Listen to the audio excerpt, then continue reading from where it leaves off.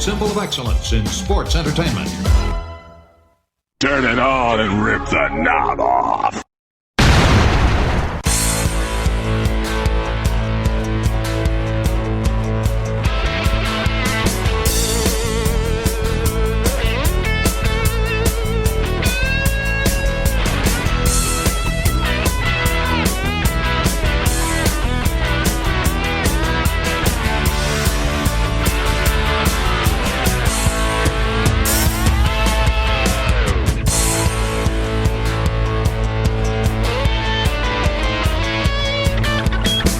Hey guys, and welcome back to the Wrestling Memory Grenade. And we're all the way up to episode 83 here. This week, we're going to be talking all of the news and results for June of 1987 in the World Wrestling Federation. And I am your host, Ray Russell, hoping you guys are having a great March Madness season for those who celebrate the college basketball holiday. I guess you can call it a holiday. To college basketball fans, it is anyway. For me, I'm just happy. It looks like the Cavs are definitely right up there in the NBA playoffs. So congratulations, Cleveland Cavaliers. And hey, baseball season right around the corner. The NFL draft right around the corner. But we're not here this week to talk about any of that. Nope, we're here to talk about 1987 and the WWF, June of 87 to be exact. We're heading to that halfway mark. When we conclude the month of June, we'll be halfway through the 1987 project. Wow, unbelievable. A reminder, you guys can listen to this show, the Wrestling Memory Grenades, and our sister shows like Monday Warfare, The Battles Within. It's Raw versus Nitro, as we break down the weekly Monday Night War between the WWF and WCW over there on Monday Warfare. New season starts this week.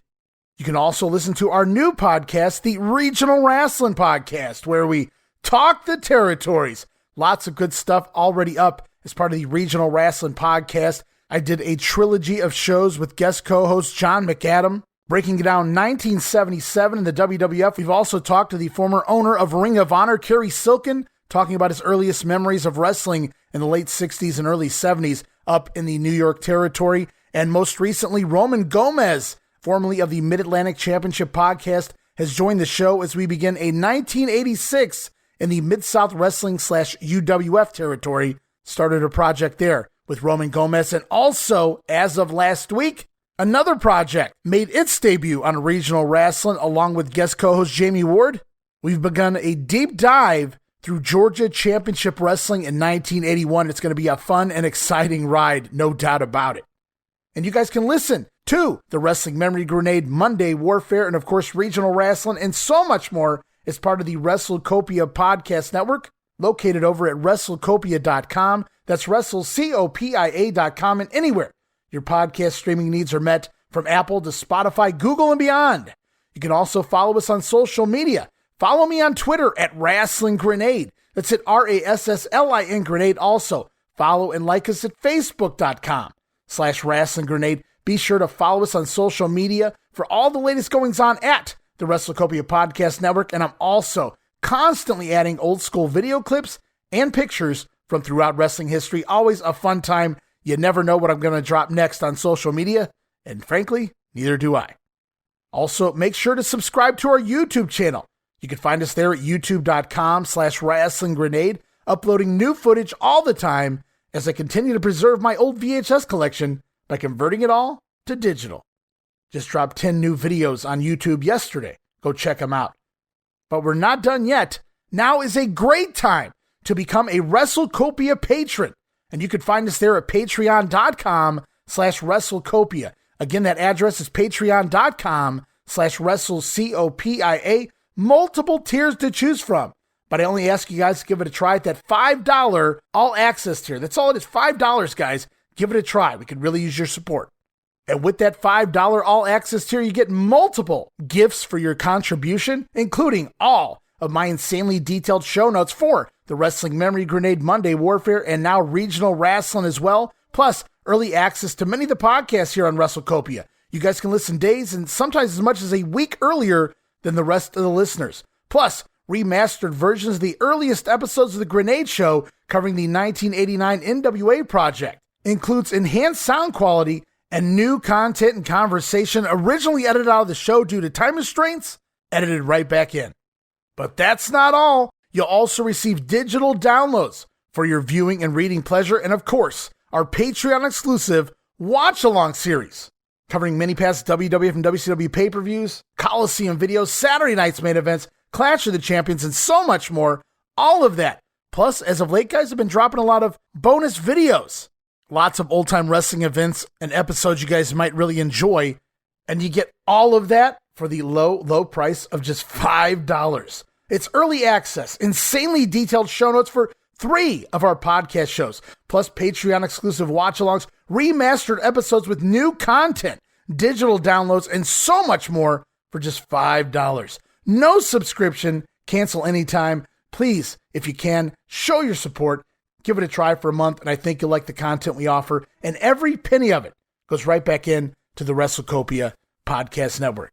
So if you guys have a few dollars laying around in that PayPal account or a few bucks burning a hole in your pocket, I would greatly appreciate your support here to help pay some of the bills and help keep all of the shows here at WrestleCopia up and running for the months and the years to come. Because at the end of the day, guys, WrestleCopia is not a quote-unquote pet project or even a hobby for me. This is somewhat a part of my livelihood. And every free moment I get, even when I'm not recording, goes into the WrestleCopia Podcast Network because I'm constantly researching and putting together these shows, putting together the sound bites, the videos and pictures that you see online. All of this consumes a whole lot of my time. So if you guys really like what I'm doing here, let me know you're out there. Let me know that you care about what I'm doing here at WrestleCopia. I appreciate each and every one of you, all of the loyal listeners, all of our loyal patrons, every bit of feedback I get. Every time you leave a review on places like Apple, it doesn't go unnoticed. And I thank all of you from the bottom of my heart. But enough of that mushy stuff. We must move on, guys, with June news for 1987 in the World Wrestling Federation. And it all gets started with the Hacksaw Duggan Iron Sheik debacle. And what a debacle it was. We'll go back to 2:20 p.m. one Tuesday afternoon, May 26th, 1987. Jim Duggan and the Iron Sheik were arrested on drug charges. The two were driving through Middletown, New Jersey, en route to a card that night at Asbury Park, when the state trooper pulled them over as they saw Duggan drinking a bottle of beer while driving. Can't do that, Jim. And while walking to the car, the officers caught the scent of burned marijuana, and upon inspection, found several joints in the ashtray of the car. Duggan was found with a small amount of marijuana, while 3 grams of cocaine were found in the Sheik's shaving kit. That's what I hide it, Baba. Duggan was released later that day on his own recognizance, while Sheik was released after posting $5,000 bond. Now, we talked about this on the May House Show results. The two wind up working each other in a tag team match later that night in Asbury Park, which ended with Duggan pinning the Sheik after blasting him with the steel chair. Now, the incident got considerable news play in several major cities, including a page 2 article in the New York Daily News, lots of play on the TV news as well in many of the bigger cities, and a mention on the national wires such as USA Today. So the incident proved to be a big embarrassment for Titan, since Duggan and the Iron Sheik were in the midst of a heavily pushed feud on TV, and it came out to the public that not only were they traveling in the same car together, but presumably doing drugs together as well. So the news reports all stated that Duggan and Sheik had been suspended by the WWF, but actually both guys were fired later that week. Now here's what DeMeltz had to say about the situation. He says, "I presume, although this isn't confirmed by anyone, that eventually Duggan will be brought back, although his character will certainly have to be changed, and he'll be brought back mainly because of his potential value of the WWF's competition, whereas the Iron Sheik has little value to opposing offices." Tell that to George Scott. So basically Meltzer's saying that, yeah, he believes Duggan will be brought back, but his gimmick will have to be changed. We don't really see that happen. But the main reason Meltzer speculates Duggan will be brought back, not because of the drawing power he has just for the WWF, but more so because they don't want him to go to Crockett. They don't want him to go elsewhere. And so they realize the talent and the draw that Duggan can be. So Meltzer believes before too long, Jim Duggan will be brought back into the fold. Meanwhile, the Iron Sheik, pretty much on his last legs, literally, and he won't be such a big deal to bring back here. Now, we will see Vince try to give Sheiky a little bit of work here in 88 before he returns way down the line as Colonel Mustafa, well past his prime at that point, And in between, he gets a couple years payday from WCW due to incompetence. Go figure. However, as of right now, Duggan and Sheik both gone from the World Wrestling Federation. The story goes on, though. Equally embarrassing was the fact that in Jim Duggan's hometown of Glens Falls, New York, they were scheduled to have a Jim Duggan Day on June the 1st. As many of you guys may know, Jim Duggan's father, Jim Duggan Sr., is the chief of police, or as Gorilla would say, the police of chief. But no, Jim Duggan's father is the chief of police in Glens Falls here, heading into 1987. So upon entering Glens Falls at the time, the first thing you would notice at this point heading into June were signs on the road asking you to vote for James Duggan Sr. for sheriff, elect him again for 1987. There's also another billboard at this point heading into the new month mentioning that June 1st would be Jim Duggan Day in town, which actually had to be canceled due to the ongoing situation, for those curious. Talk about embarrassing your father. And it's at this point that Titan institutes fines for baby faces and heels who were simply caught drinking together in public moving forward. And while this incident will soon be forgotten, it should serve as a reminder that professional wrestling isn't in the position where it can afford too many incidents like this. Remember, it's still real, guys. DeMeltz even says, do you realize if it had been Hulk Hogan and not Jim Duggan in the car with the Iron Sheik, what kind of effect this would have had on the WWF? Good question. Meltzer goes on to say, with a stable as big as Titans, they really don't have to even acknowledge that anyone isn't around anymore. So my guess is that Hacksaw and Sheik simply won't be mentioned. There are going to be lots of upset fans around the country with both Duggan and Jake Roberts missing dates. No doubt about that. So let's go back. Meltzer says that they likely won't even mention Duggan and the Sheik's name, which they don't. They just kind of disappear off TV, no mention at all. And again, I have no doubt there were some upset fans coming to those B shows to see Hacksaw Jim Duggan or Jake Roberts' main event against the Iron Sheik or Nikolai and Jake with the Honky Tonk Man. Jake out injured and Duggan gone from the company here. Heading into the month of June, the fans are not getting what they were promised, but then again, cards subject to change. And we fast forward here to court, and after going to court, Iron Sheik basically received a year of probation.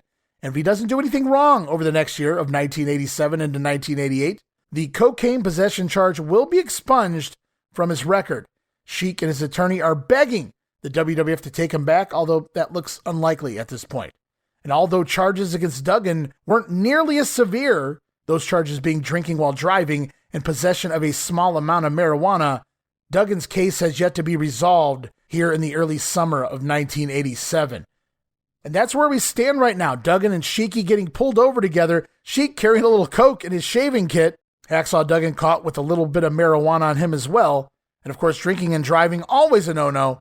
Both guys arrested, both guys in trouble. Sounds like slap on the wrist for the most part, but neither man gets to keep their job, at least not for the time being. As we move on, it appears that Honky Tonk Mania is now running wild, and unless you're reading The Observer and realize that Ricky Steamboat has requested time off here in the summer of '87, this was a bit of an out-of-nowhere surprise for me as a kid, as the Honky Tonk Man downed Ricky the Dragon Steamboat to win the WWF Intercontinental title on the June 2nd Superstars taping in Buffalo, New York. Now, this match will air on the June 13th edition of Superstars. And again, the main reason for this change was that Steamboat will be taking a long sabbatical from wrestling in about 2 weeks' time since his first child is due in early July, the Little Dragon.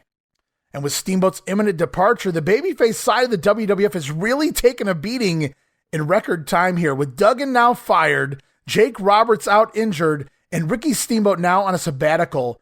You have to argue that the top three baby faces underneath Hulk Hogan are now all irrelevant to the company for the time being.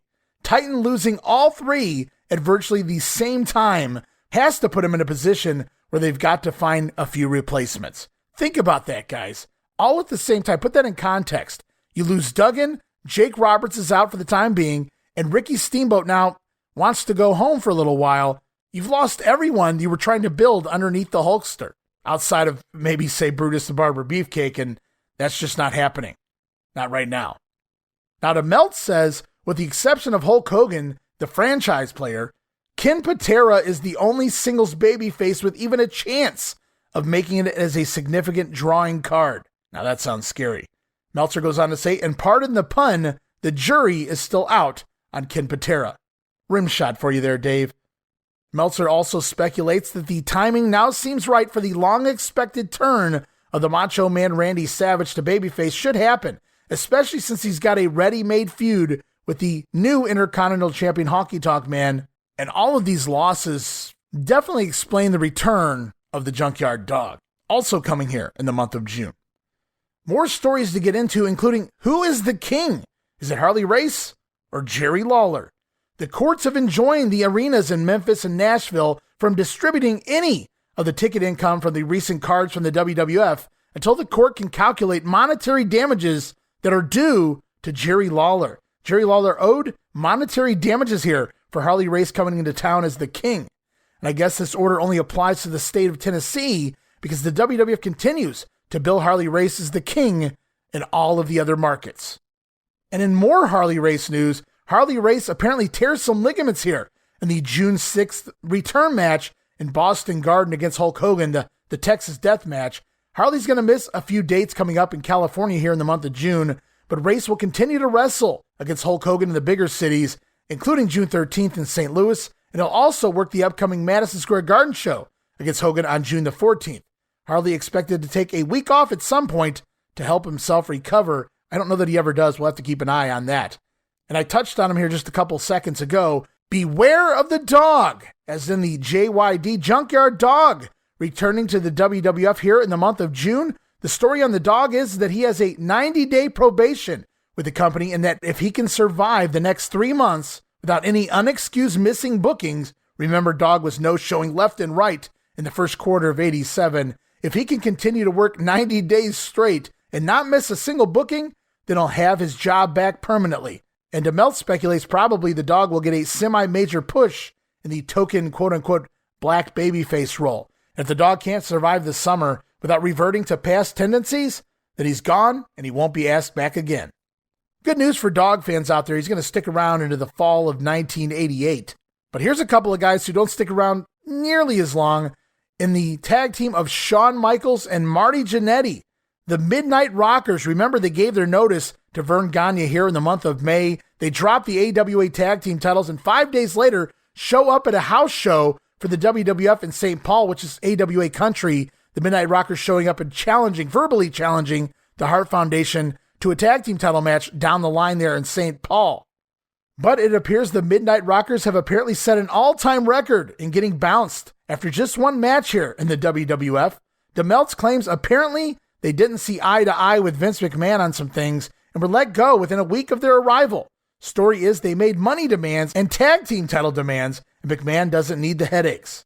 Well, we know all of that to be untrue, but it is DeMeltz making the claim there. So we fast forward another week in the Wrestling Observer newsletter. Again, DeMeltz goes on, he says, here is the actual story involving the firing of the Midnight Rockers. Apparently the head honchos gave a speech about what happened to Jim Duggan and the Iron Sheik and warned the guys that this sort of thing wasn't going to be tolerated. And after the show in Rochester, the Rockers were behaving in public as if this sort of policy didn't apply to them when it did. Again, there's probably about 5% truth to that story. And now we move on to the story according to the likes of Shawn Michaels, Marty Jannetty, Bruce Pritchards, and other. They all seem to state about the same story here. And that story goes that Pat Patterson was the one who made the push to bring Shawn and Marty in to the World Wrestling Federation, while Vince McMahon was actually concerned about the reputation that preceded them, their behavior in the AWA. But Pat Patterson convinced Vince, all right. But Pat convinced McMahon that the Rockers were just rebelling against the old man Vern Gagne in the AWA. Bruce Pritchard even said that Pat didn't even really know the Rockers, but thought they were so talented, he went to bat for them. And here they come, the Rockers, the Midnight Rockers, I should point out here, joined the WWF at the tail end of May 1987, and they show up for the TV tapings in Buffalo, New York. Now, they don't work those tapings, but they were already in town for the following night's tapings for Wrestling Challenge, and there was a lot of apprehension having the Rockers here in the WWF. Their reputation for being merciless ribbers preceded them as well, and this show in Buffalo just happened to be what we just touched on it a little bit ago with Dave Meltzer, but it's reconfirmed here by Bruce Pritchard. He says Vince held a meeting out of the blue, the first ever of its nature in the WWF's history, Vince has the meeting with the entire WWF roster, warning them to stay clean. And you guys have to remember that sensitivities were heightened here at this time because of Jim Duggan and the Iron Sheik getting arrested while driving together smoking weed just a week earlier. And it's also at this show that WWF road agent Chief Jay Strongbow approached the Midnight Rockers, informing them that he didn't feel they should be in the WWF. They didn't deserve it. Sounds like the Chief, by all accounts. And in regards to Shawn and Marty's conduct on the first night of television tapings, the agent Terry Garvin urged them both to go around and introduce himself, shake everyone's hand, but instead the Rockers chose to remain low-key here. They knew they had a reputation for being troublemakers, and their thought was if they could just stay away from everyone, they could stay out of trouble. Instead, to many of the wrestlers, they came off as thinking they were better than everyone else. And eventually the show ends, and Shawn and Marty, who didn't want to go to the bar after the show, were convinced to go to the bar after the show to mingle with the rest of the boys, and so they reluctantly agreed, and they found themselves in a conversation with Jimmy Powers and the British Bulldogs, Davey Boy Smith. They seemed to be having a good time when a heavily inebriated Jimmy Jack Funk inserted himself into the conversation. The Funker started questioning Shawn and Marty's toughness, even breaking a beer glass and chewing the glass, continuing to try to egg Shawn and Marty on. At first, they weren't taking the bait, and the story goes, it turned out that Marty Jannetty had actually hooked up with a girl that Jimmy Jack Funk was interested in, and supposedly that's where these issues came from. Now, in an attempt to get Jimmy Jack Funk to shut his mouth, Shawn Michaels finally grabs a beer bottle and busts it over his own head, kind of in a, there, are you happy kind of way. The Rockers, having enough of Jimmy Jack Funk in the situation, get up and leave the bar. Wise move. However, rumors quickly swirled to a much crazier version of what actually happened, and it morphs into a story of Shawn and Marty, quote-unquote, tearing up the bar, causing a huge ruckus. The exaggerations continued, with the Rockers reportedly destroying their hotel room, even setting things on fire. Absolutely ludicrous nonsense here. I believe there's even the proverbial lampshade on the head story involving Marty Jannetty and all of this. And all that really supposedly went down was Jimmy Jack Funk confronts them. He tries to get under their skin. He finally succeeds. Shawn Michaels says, you know what? You're such a tough guy here. Look what I can do. Grabs his beer bottle, busts it over his own head, and then the Rockers leave town, or leave the bar anyway, back to the hotel room. Then the following night, the Rockers, the Midnight Rockers, have their first match in the WWF, defeating the team of Jose Estrada, and you guessed it, Jimmy Jack Funk. The Rockers' very first match here in the WWF against the man that started trouble with them the night before. And even worse, the agent for the match was Chief Jay Strongbow. Now from here, Shawn Michaels says in his book that he and Marty talked to the Chief beforehand and expressed their desire to simply have a good match out there and leave the previous evening's issues behind them. And they ended up having a damn good match, even shaking hands with Jimmy Jack afterwards. So it seemed like they maybe buried the hatchet there, but all for naught, because finally they run into Vince McMahon, who seemed to treat him nicely, but added the line, let's watch the old having fun here, shall we? So the Rockers may have sensed that Vince had heard something, and they promised him no further problems would occur here in their time in the WWF. But regardless, Terry Garvin calls the Rockers the next morning to tell them that Vince McMahon was going to release them from the company. And Bruce Pritchard has said on his podcast he feels over the course of the night it was more people getting into the ear of Vince, encouraging him and politicking, working their own agendas in an attempt to get rid of the Rockers from the company, perhaps other higher-ups backstage, and most certainly probably some other tag team wrestlers, you'd have to think. And so the Midnight Rockers flew up to see Vince McMahon at Titan Towers, and while waiting outside his office, Vince arrived and took notice of Shawn Michaels' footwear, some cowboy boots. Vince's response? Nice boots. You know they're made for walking, pal. But McMahon chuckled and said he was just kidding. Then he brought the Rockers into his office, and it was that point he informed them he was letting them go. What an asshole move. Vince McMahon walking past Shawn Michaels, saying, nice boots. You know those are made for walking. Just kidding. Come on in, guys. No, really, you're fired, though. Unbelievable. No, it's Vince. I totally believe it. So the Rockers leave the WWF after just one TV taping, and they go on to work for territories for the remainder of the year like Continental and Alabama, the Memphis territory, and even back to Vern Gagne's AWA for shots in between. All the while, Pat Patterson continued to push for Vince to bring the Rockers back, and eventually Vince acquiesced. And as you know, the Rockers will return next year in 1988, and the rest, as they say, is history. And that's the story of the original WWF run of the Midnight Rockers. Not only were they canned after one match, they were actually going to be called the Midnight Rockers here in 1987, before they're repackaged as the Rockers in 1988. And there's even some fun sound bites coming up here of Mean Gene Okerlund referring to them as the Midnight Rockers coming to some local shows here when we get to the house show results portion of the show. So stay tuned. Some really fun stuff coming your way. But for now, it appears that everybody's got a price. And although Ted DiBiase has been making some C-team appearances as a babyface as of late, he will start a heel turn and will become what Meltzer refers to as a rich playboy type gimmick. Of course, June 27th TV, the vignettes will begin airing, you know what I'm talking about, of the $1 Million Man, as Ted DiBiase is going to get such a big push that several of the WWF wrestlers are already bitter about it. Meltzer says he can't understand why, as it isn't as if DiBiase can't work or can't do an interview. DiBiase also will be carrying around with him a muscular chauffeur and bodyguard. Memphis fans may recognize him as the recent Soul Train Jones. But here in the WWF, he'll be known as Virgil. And if you think there's any significance to a black chauffeur named Virgil, you're right. Since Virgil will be living the American dream, baby. Meltzer goes on to say that eventually DiBiase will actually begin tossing a few $100 bills out to the crowds at the arenas once his character takes off in the month of August. And DeMelt says he has no doubt that the $1 Million Man character will get over big. And at least once his match begins, this character will actually be able to back up the gimmick in the ring as well, unlike some of the other superstars here in the WWF. Finally, Meltzer says about the $1 Million Man character, as one person told him, DiBiase's character is a cross between Ric Flair, a rich playboy, and Vince McMahon himself, as the guy who believes everyone has a price and that you can buy anything.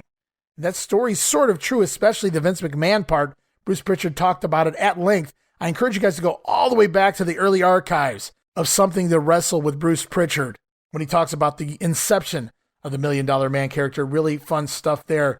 But as the grenade goes on, it's time for another resounding edition of Break It Down. Break it down!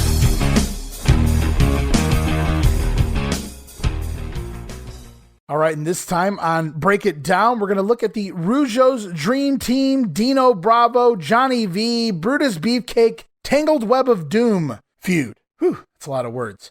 Yeah, we're going to go back and we're going to look at the Rougeaus Dino Bravo feud. Many of the listeners out there may not realize that this feud actually started all the way back in the Rougeaus and Bravo's native Montreal territory before Bravo made the full-time jump over here to the WWF. The Rougeaus had just come in to the World Wrestling Federation as well. All three of them top draws up in the Montreal territory before heading to the WWF. All big deals up there here in the 80s, even in the 90s. Remember, Hulk Hogan even put Jacques Rougeau over up there at one point in the late 90s. In fact, Bravo was so over with the Montreal crowd going back to 1986, there was a match scheduled between Hulk Hogan defending his title against the babyface Bravo up in Montreal, but Hogan became weary of taking on Bravo, fearing that Hogan would be the one booed out of the building, and so the matches got changed around. Bravo wound up wrestling Big John Studd or something along those lines instead on the show. But we're not here for that. We're here to break down the Rougeaus and Dino Bravo feud and everything that comes along with it. And for that, we got to go all the way back to an October 6th WWF TV taping featuring a newly heel Dino Bravo accompanied to the ring by his brand new manager, Luscious Johnny V. Now, his first matchup as a heel airs on WWF TV here in the States on October the 18th, and that'll continue through November TVs as well. Meanwhile, up in Montreal, October 21st, Dino Bravo's still working babyface here, scoring a win over the Intercontinental Champion, Macho Man Randy Savage on a DQ. Then later in the card, it's Dino Bravo coming to the rescue of the Rougeau brothers, all three Rougeaus, Jacques, Ramon, and Armand Rougeau as well. It was a six-man tag team match, all three Rougeaus taking on the Dream Team of Greg the Hammer Valentine and Brutus Beefcake and Johnny V as well, all six men in the ring, leading to some chaos, and Dino Bravo out to make the save for his good buddies, the Rougeau brothers. We fast forward another month here in Montreal, November the 14th. It's a new six-man tag team matchup. Again, the Dream Team and Johnny V teaming up this time to take on the Rougeau brothers again. That's Jacques and Raymond. But their new partner this time, Dino Bravo. But during the matchup, Dino Bravo turns heel, turns on his own partners, the Rougeaus, which the Rougeaus could have expected if they had been watching their own WWF TV product. Remember, Johnny V began managing Dino Bravo all the way back at the beginning of October, and here we are, middle of November. No excuse, Rougeaus. You guys should have known Dino Bravo was already being managed by Johnny V on WWF TV, but hey, we're here in Montreal. It's Bizarro World, pal. And nevertheless, here it is, six-man tag team action. It's Dino Bravo turning on his own team, the Rougeau brothers, aiding Johnny V and the Dream Team on a 4-on-2 beatdown here. As the storyline continues on December 6th, WWF Superstars, we see Billy Jack Haynes and the Rougeaus go to a double DQ with the Dream Team and Dino Bravo. Then we fast forward to the new year. In January 31st, 1987, edition of Superstars, Dino Bravo coming to ringside, taunting the Rougeaus during one of their squash matches, which we covered many, many episodes ago here on The Grenade. Also in the month of January, in Montreal, it was Dino Bravo going one-on-one with Raymond Rougeau, who was actually subbing for his injured brother Jacques, who was on crutches at the time. And it was Dino Bravo battling Ray to a double DQ there on January the 9th. So the Rougeaus and Dino Bravo feud has started in the WWF, and it continues in Montreal at this point here in the month of January. And here in the month of February, it's the tag team of Dino Bravo teaming up with manager Johnny V, doing some draws and even taking some losses to the Rougeau brothers here in the States on some of the house shows.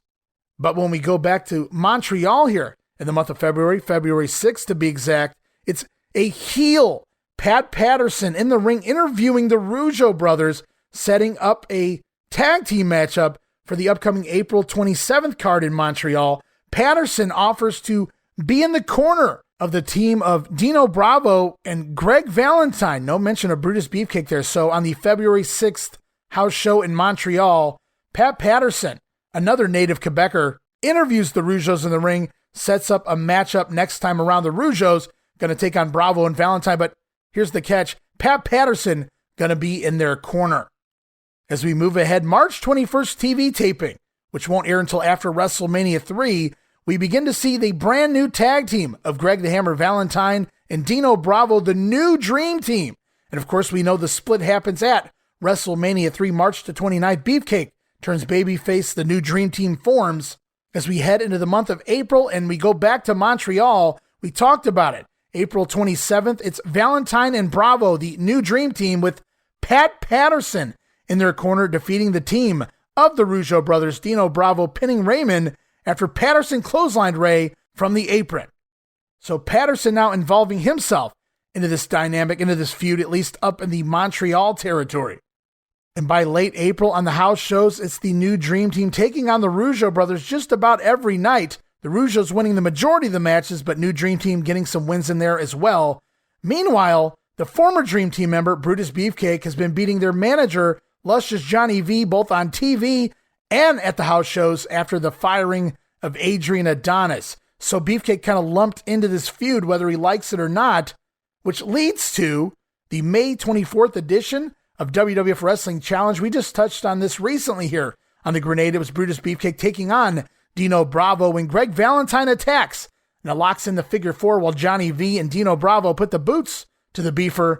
When out of nowhere, the Rougeau brothers out to make the save. It appears there's somewhat of an alliance here between the Rougeaus and Beefcake against the new Dream Team and Johnny V, all formed here on the May 24th edition of Challenge. And we move ahead just one night, May 25th in Verdun, which is in Quebec. It's the new Dream Team defeating the Rougeau brothers after interference from Pat Patterson again. And from late May and all of the month of June, it's six-man tag team matches and even six-man elimination matches involving Brutus Beefcake and the Rougeaus, just about every night defeating the team of Johnny V, Dino Bravo, and Greg Valentine. Some nights it's six-man tags, other nights elimination matches.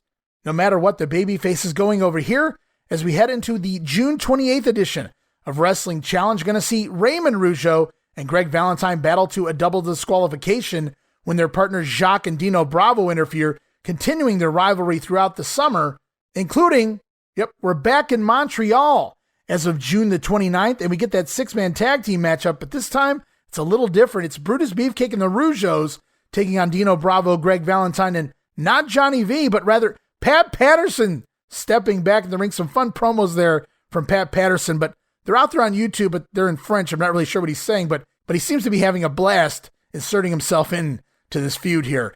And it was June 29th, Brutus and the Rougeaus taking on the new Dream Team and Patterson. Unfortunately, there's no results, but you have to figure the baby faces likely went over. They've been doing the job every time up in Montreal thus far, and it makes perfect sense this time around. And then from there, we head into the month of July. The first half of July, it's Brutus Beefcake taking on Dino Bravo one-on-one on the house shows.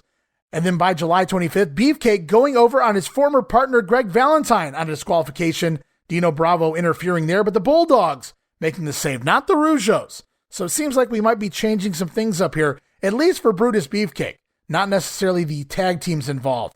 As we get some fun matches here on August 10th in Montreal, Pat Patterson going one-on-one with Brutus the Barber Beefcake, the man who gave Beefcake the gimmick of the barber. Pat Patterson going to go over on Beefcake here after nailing him with a foreign object. I know I scratched my head at first too, but it'll all make sense in the end. Also on that August 10th card in Montreal, the Rougeau brothers defeating the team of the Hart Foundation, capturing the World Wrestling Federation tag team titles, the Rougeaus, the brand new WWF tag team champions after intercepting Jimmy Hart's megaphone and using it to their advantage. The Rougeaus are named the new WWF tag team champions. It's even announced locally on the Montreal markets and Montreal TV news outlets. Unfortunately, a week later, the belts will return to the Harts, and it's never mentioned on WWF TV. And remember, we talked about Pat Patterson pinning Brutus Beefcake on August the 10th? Well, the WWF back in Montreal on August 31st, and this time it's the Barber's Revenge. Brutus Beefcake defeating Pat Patterson, this time with special enforcer referee Mr. T. I pity the fool. Mr. T making sure everything on the fair and square, Beefcake going over on Pat Patterson. Meanwhile, the Rougeaus and new Dream Team feud will go dormant almost all of the month of August on the house shows, but then picks right back up in late August and goes all the way through the month of October off and on, all the way into Paris, France in October of '87. These two teams collide. It's back and forth and a lot of draws as well between the two teams. No real standing ground for either side here. No real momentum being built for either team. And I got a lot more to talk about that when we get into the actual fall here on the show. But until then, I just wanted to take a look at this ongoing feud that lasts, well, for the Montreal fans, lasts a year, an entire year of Dino Bravo feuding with those Rougeau brothers. Here in the States, we don't get to see a lot of this, so we don't even realize any of this is going on. And I encourage you guys to go out there and try to check it out on YouTube. The Pat Patterson stuff in particular, really fun. And again, a lot of it's in French, some of it isn't, but it's still fun to check out if you guys have the time. And I hope I put a little more perspective into this feud, which really isn't getting any play here on WWF TV, as I close out this edition of Break It Down, and we move on to the Crackdown, not the Smackdown, that's the Crackdown. And you're going to see why here in just a minute. On the June 23rd TV tapings, an unannounced drug test was given to the wrestlers, and let's face it, drugs a major problem in the wrestling business, and it's probably a wise thing to do at this point. And Meltzer even says it's hard for him to applaud too loudly when a group blatantly encourages excessive steroid use when trying to create an atmosphere of being drug-free at the same time. Good point there. And coming out of those drug tests, well, we're going to see a couple of suspensions here, but we'll talk about those in the July edition of the Wrestling Memory Grenade. For now, we're going to move on to a story I have titled, I Pity the Fool. And you may have guessed it by now, it involves Mr. T, who was at the upcoming Rochester TV tapings and introduced prior to a Macho Man Randy Savage squash match, Savage refusing to shake T's hand, but T got a huge reception, says DeMeltz, so I guess he's still somewhat of a hot commodity here, even in 1987. And we'll see the WWF try to build something special here with T moving forward as a special enforcer referee, both on TV and on the house shows. We'll see how long that lasts. As we move into the this and that portion of June news, it appears that Ricky Steamboat's sabbatical from the WWF will be about 6 months. Wow, that's a long time. So he isn't scheduled to be back until early 1988. Now, I know we're going to see Steamboat off and on in between that time. He's even part of the Survivor Series and the upcoming Royal Rumble USA special. But in general, Steamboat asked for time off, and boy, does he get it. Also, it appears that Haku of the Islanders pulled out the eye of Jimmy Jack Funk. So on one end, Funk playing a part in getting the Rockers fired from the company. Then on the other end, he gets his eye ripped out by Haku. And if that's not all, Funk also fired from the company here after this Rockers and eyeball debacle. Talk about karma. We're going to touch more on this when we get into the house show results, but more news sees Don Muraco and Cowboy Bob Orton splitting up on the June 8th Meadowlands card, and they'll continue to do that around the horn as they are already slated to wrestle one another as early as July 6th on the house shows. And we've already seen it as of late on TV, the two men pushing and shoving one another, doing a couple of questionable jobs, including one to Roma and Jim Powers. So they've already planted the seeds for a Muraco and Orton split. And apparently it's coming very soon. In some sad news, it appears that the Madison Square Garden venue will be torn down and replaced by a new garden, which should be open by 1991. Now, the old garden probably won't be torn down until the new one is ready to open. Also, it appears that Chavo Guerrero, that's Chavo Classic, will debut at the upcoming June 23rd WWF TV tapings in Indianapolis. Also, superstar Billy Graham going to make his return. It's reported that he will be back at the TV tapings no later than the month of July. So Chavo Guerrero and superstar Graham heading here to the WWF. And also headed in mid-July will be a man by the name of Jack Hart. If you've been watching him in Memphis as of late, but you guys know him better as Barry Horowitz. And no doubt getting the name change with Bret Hart and Jimmy Hart already here in the company. They don't need a third Hart. So Barry Horowitz going to make his WWF return in the month of July. Also, here in the WWF now, a fellow by the name of the Dingo Warrior. And he'll begin working the Seatown shows here in the month of June. And while the Dingo Warrior name will be short-lived, the Ultimate Warrior will be here for some time to come. Also found this interesting in one of the observers from this time period. Dave Meltzer states, "I know nobody has asked, but the reason you haven't seen Dan Spivey around is he had to undergo major shoulder surgery this past March. Now, Spivey also re-injured his knee around that time as well, so I'm not sure if Dave has his facts wrong. I'm not sure if Spivey's undergoing multiple injuries at the same time, multiple surgeries at the same time, I should say. Spivey just all messed up, and it's very obvious moving forward in his career. He's just half broken, and that really sucks for Waylon Mercy. You know what I mean? Also, while I'm sifting through the Observer here, Meltzer says the shows with Ken Patera or George the Animal Steel on top simply aren't drawing. Go figure, Belts. While the Jake Roberts shows versus the Honky Tonk Man are drawing what could be considered average crowds for the cities they're in, considering the time of year that it is. Remember, as we move into the summer, house show attendance is slightly down all across the country for all the promotions and territories. So the Jake and Honky cards are drawing well, or at least average, but unfortunately Jake not on a lot of those shows. Remember, Jake still working with that nagging injury. It appears that Jesse the Body Ventura had such a success with the Predator movie, and I think The Running Man by this point, if I'm not mistaken. But Meltzer says that should Ventura be a big hit and be off to Hollywood, there's talk of superstar Graham coming in and replacing Ventura on commentary. Speaking of movies, we talked about Jesse Ventura. King Kong Bundy's brief absence from the company recently wasn't because he was in the doghouse, but rather because Bundy was in Hollywood himself, having a cameo role in the movie Moving, which stars Richard Pryor. I remember seeing Bundy in that movie on TV. It's stated that Bundy, however, doesn't have a speaking role in the flick. So King Kong Bundy now in the movies. He's maybe gravitating towards Hollywood. We know he'll wind up on a couple of episodes of Married with Children. He does that computer commercial, which really gets him in the doghouse with Vince here. I believe here in 87.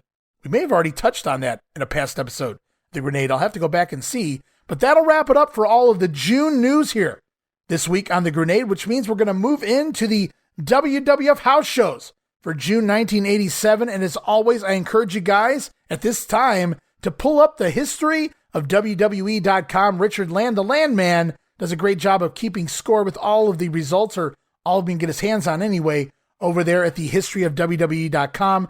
Click on that 1987 in the WWF history, and you guys can scroll along with me. And now I don't cover every single match, every single event, but I cover a lot of the events and a lot of the matchups and teaming that I find intriguing as well. And we have tons to touch upon here in the month of June, including something like 40 sound bites coming your way here for many of the house shows in the month of June. So for those who like the soundbite, the promos, plenty of them coming your way over the second half of this edition of the Grenade. And it all starts with Kirchner, Ontario in the Memorial Auditorium, June 1st.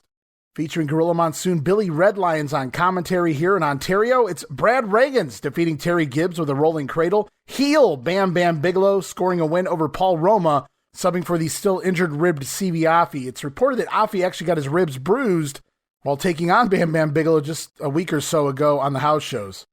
Action continues on Hillbilly Jim over Iron Mike Sharp after making Sharp hit himself with his own loaded forearm band. How do you like that, Iron Mike? Also, the team of Jimmy Powers and Paul Roma over the Shadows. Dangerous Danny Davis defeating George Steele on a disqualification. This is an interesting one. Demolition scoring a win over the team of B. Brian Blair and Special Delivery Jones. I guess you could say he's S.B. Jones here tonight.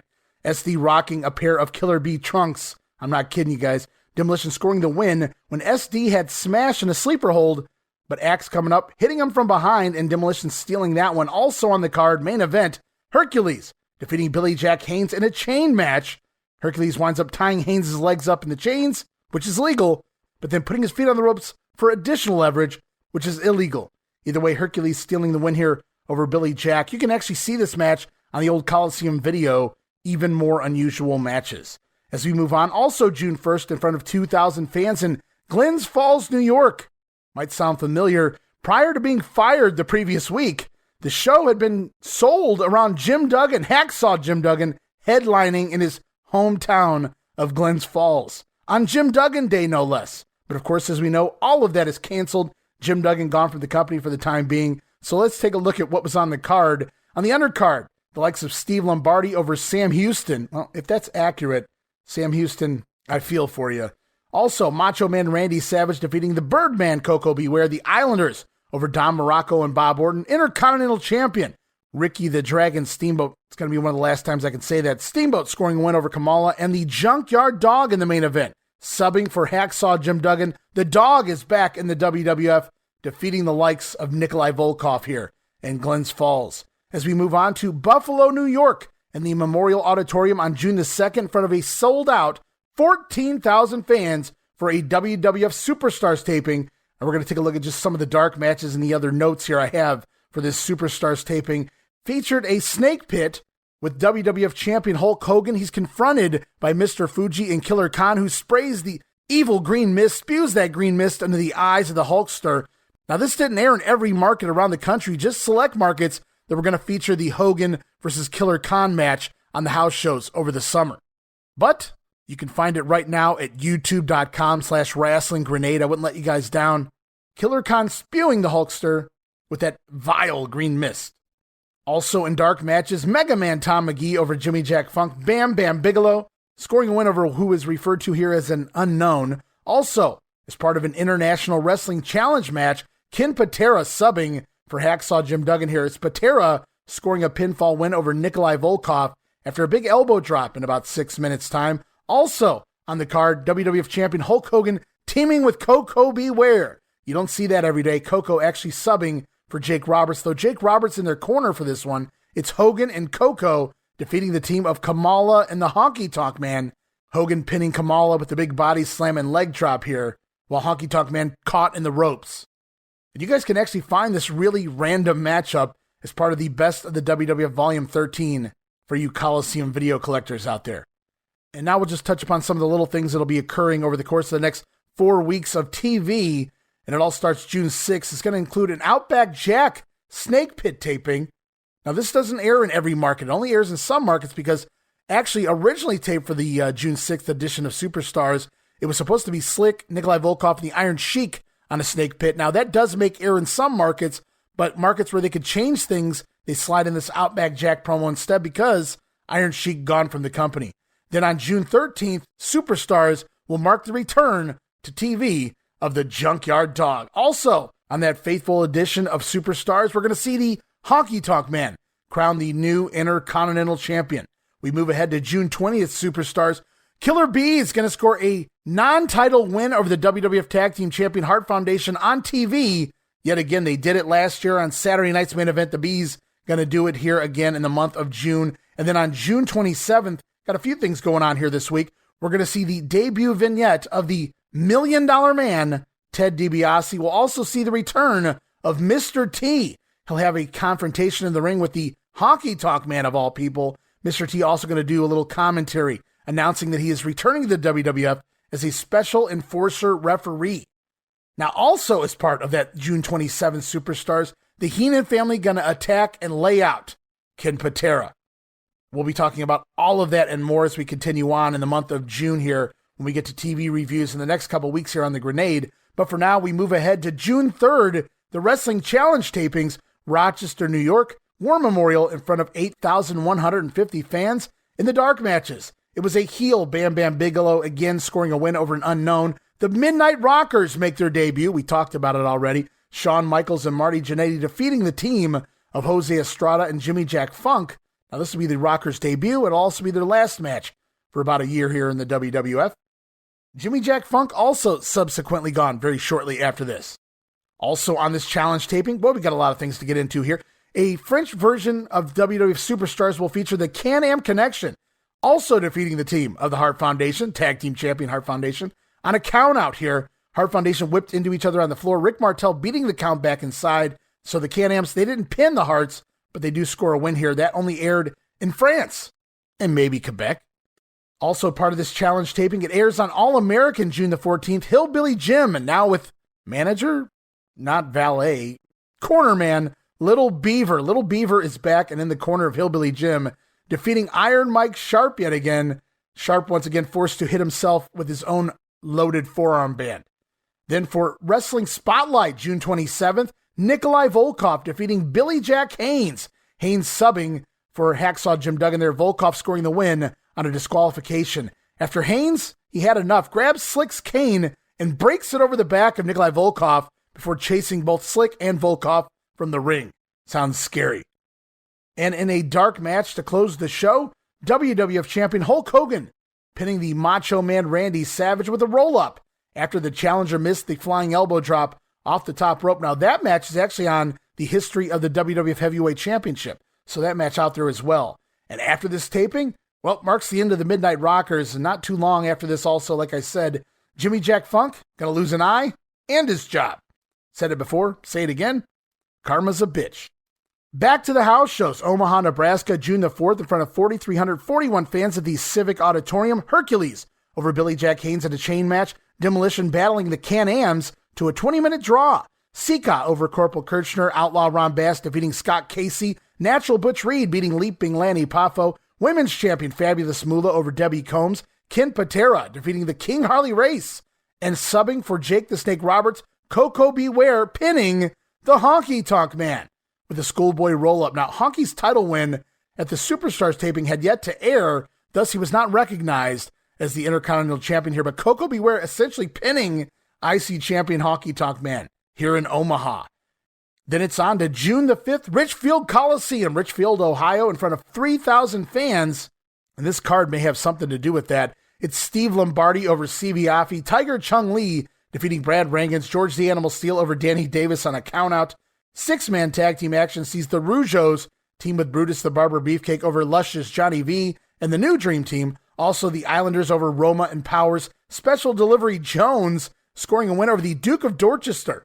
Pete Doherty, wow, moving out west is the Duke here. Usually stays around that Boston, Providence area. Doherty all the way out here in Richfield, Ohio. And then the main event, it's Randy Savage defeating the quote-unquote IC champion Ricky Steamboat on a disqualification in a lumberjack match. Not a very good card here for an arena the size of the Richfield Coliseum, but they'll have better cards to come here. No doubt about it later here in 1987. Most specifically, Thanksgiving night. But we continue on here in the month of June, June 5th, once again in front of 8,700 fans, Chicago, Illinois, at the Rosemont Horizon. Lanny Poffo over Frenchie Martin, Ron Bass defeating Scott Casey, Sika pinning Corporal Kirchner, Ken Patera once again defeating King Harley Race, Women's Champion Moolah over Debbie Combs. It's the Can-Am Connection over Demolition on a DQ. Hercules pins Billy Jack Haynes yet again in another chain match. And in the main event, WWF Champion Hulk Hogan pins the Honky Tonk Man with the big leg drop. And again, Honky's title win has not aired yet, but Hulk Hogan made sure to get that pinfall victory over the Intercontinental Champion. Though as of right now, since it doesn't air for another week or so, Honky Tonk Man not announced as IC champion here. Because if it doesn't happen on TV, it hasn't really happened. At least in the WWF. We go on to Landover, Maryland at the Capitol Center. On June the 6th, Ron Bass over Scott Casey, Sika defeating Kirchner once more. It's women's champion Moolah over Debbie Combs, the Islanders defeating Roma and Powers, Billy Jack Haynes battling Hercules to a draw. Six-man tag sees the Rougeaus once again team with Brutus Beefcake to defeat the team of the New Dream Team and Johnny V. And in the main event, it's still IC champion Ricky Steamboat defeating the Macho Man Randy Savage inside a steel cage. That might be their last confrontation, or at least their last steel cage match. I'm not certain. We'll have to see as we move on here in the month of June. And move on we do. June 6th also, this time Boston, Massachusetts, the Boston Garden, in front of 10,000 fans, televised on the New England Sports Network, included Gorilla Monsoon, Bobby the Brain Heenan, and Craig DeGeorge on commentary. And the main event here tonight, a rematch between the WWF Champion Hulk Hogan taking on the King Harley Race. This time around, it's no holds barred in a Texas death match. Let's hear from the champion. All right, Gene Okerlund reminding you we're going to be back in town at the Boston Garden coming up on D-Day, Saturday, June the 6th. Tremendous World Wrestling Federation card. Now, after what happened last weekend, promoters went to work right away, signing Hulk Hogan in a return bout title defense, Texas death match, no holds barred, against the King of Wrestling, Harley Race. Right now, let's go to the videotape and the comments of the champion. We've about had it up to here, man. WrestleMania, the pressure, all that coming down on my shoulders. Everywhere I go, it's always something, and especially the Boston Gardens, man. Every time I come here, something goes down, man. Well, I've had it up to here. The Hulkamaniacs have had it up to here. We want a winner and a loser, and enough of this gaga, man. Harley Race. Andre the Giant was easy meat, brother, compared to what you did to me in the Boston Gardens. Some people make on-the-spot decisions, man. Do crazy things.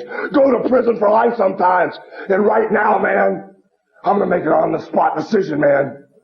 And this decision is the only thing I care about, King. Oh, yeah, I've had it up to here, man. The only thing I care about is getting you back in the ring of the Boston Gardens in a match with no rules, no time limit. I don't even care if there's a referee in the building. Oh, yeah, man, this may sound crazy. World title on the line, King. And I don't care, man. If I can't beat you in that type of match, or if you beat me, man, I'll quit wrestling. I'll hang it up for good. I'll hand the world heavyweight title to Bobby the Weasel Heenan. But we've had it up to here. Boston's not going for it. I'm not going for it. The Hulkamaniacs have had it up to here with you. All right, and the Hulkster sounds ready for his match upcoming here later tonight against the King. But for now, we look at some of the other action on the show. Jose Estrada now subbing for the departed Jimmy Jack Funk. So Estrada in, Jimmy Jack Funk out of the company. Estrada scoring a win here over C.B. Affy. Also on the card, we're going to see the Can-Am Connection take on Demolition here. We got a couple of promos lined up from Demolition. Also going to sprinkle in a little bit of Danny Davis as he talks his upcoming match with George the Animal Steele. All right, we're going to be back here in the Boston Garden Saturday night, June the 6th. I have received a number of telephone calls in regards to the return title defense for Hulk Hogan against Harley Race, a Texas death match, no holds barred. Now, essentially, what it means is a winner will not be declared officially in this kind of a match until his opponent can no longer continue with the match. That opens up all kinds of doors. Danny Davis, come on in if you would, please. That's dangerous, Danny Davis. Dangerous Danny Davis. George the Animal Steele, also another dangerous man here in the World Wrestling Federation. George Steele is one of the most dangerous men, if not the most dangerous man in wrestling today, anywhere. If I didn't know better, I would say this is a plot against Danny Davis from the head office, namely Jack Tunney. You're becoming paranoid. To get me hurt or injured permanently where I can't even wrestle. Well, let me tell you something, Jack Tunney. I used to be a referee. And I know the ins and the outs pretty good about winning matches. And let me tell you something. I have a few surprises for George Steele and Mr. Tunney and the people in the Boston Garden come June 6th. All right, I thank you very much. Dangerous Danny Davis. By the way, Coco Beware will be squaring off against the Honky Tonk Man here at the Boston Garden on Saturday night, June the 6th. You talk about the great tag teams. The very popular Can-Am Connection, Rick Martel and Tom Zink, going against my guests at this time. Gentlemen, come on in. Big date, June the 6th for the two of you. What about it, Axe? I'm smashing that sack. Get it right, will you? And the people know in the Boston Gardens who we are. It's kind of like this when there's a pretty boy team like the Can-Ams. That's what we like best. Because when Fuji has a little smile on his face, X might be out there and break an ankle. I might be out there to break an elbow. And why not in Boston? Because the people are a little crazy there.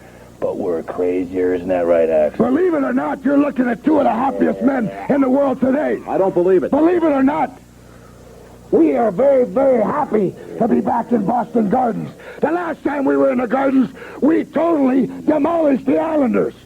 And now we really get a choice team. The Can-Am Connection. They bounce around smiling, being very happy and cheerful.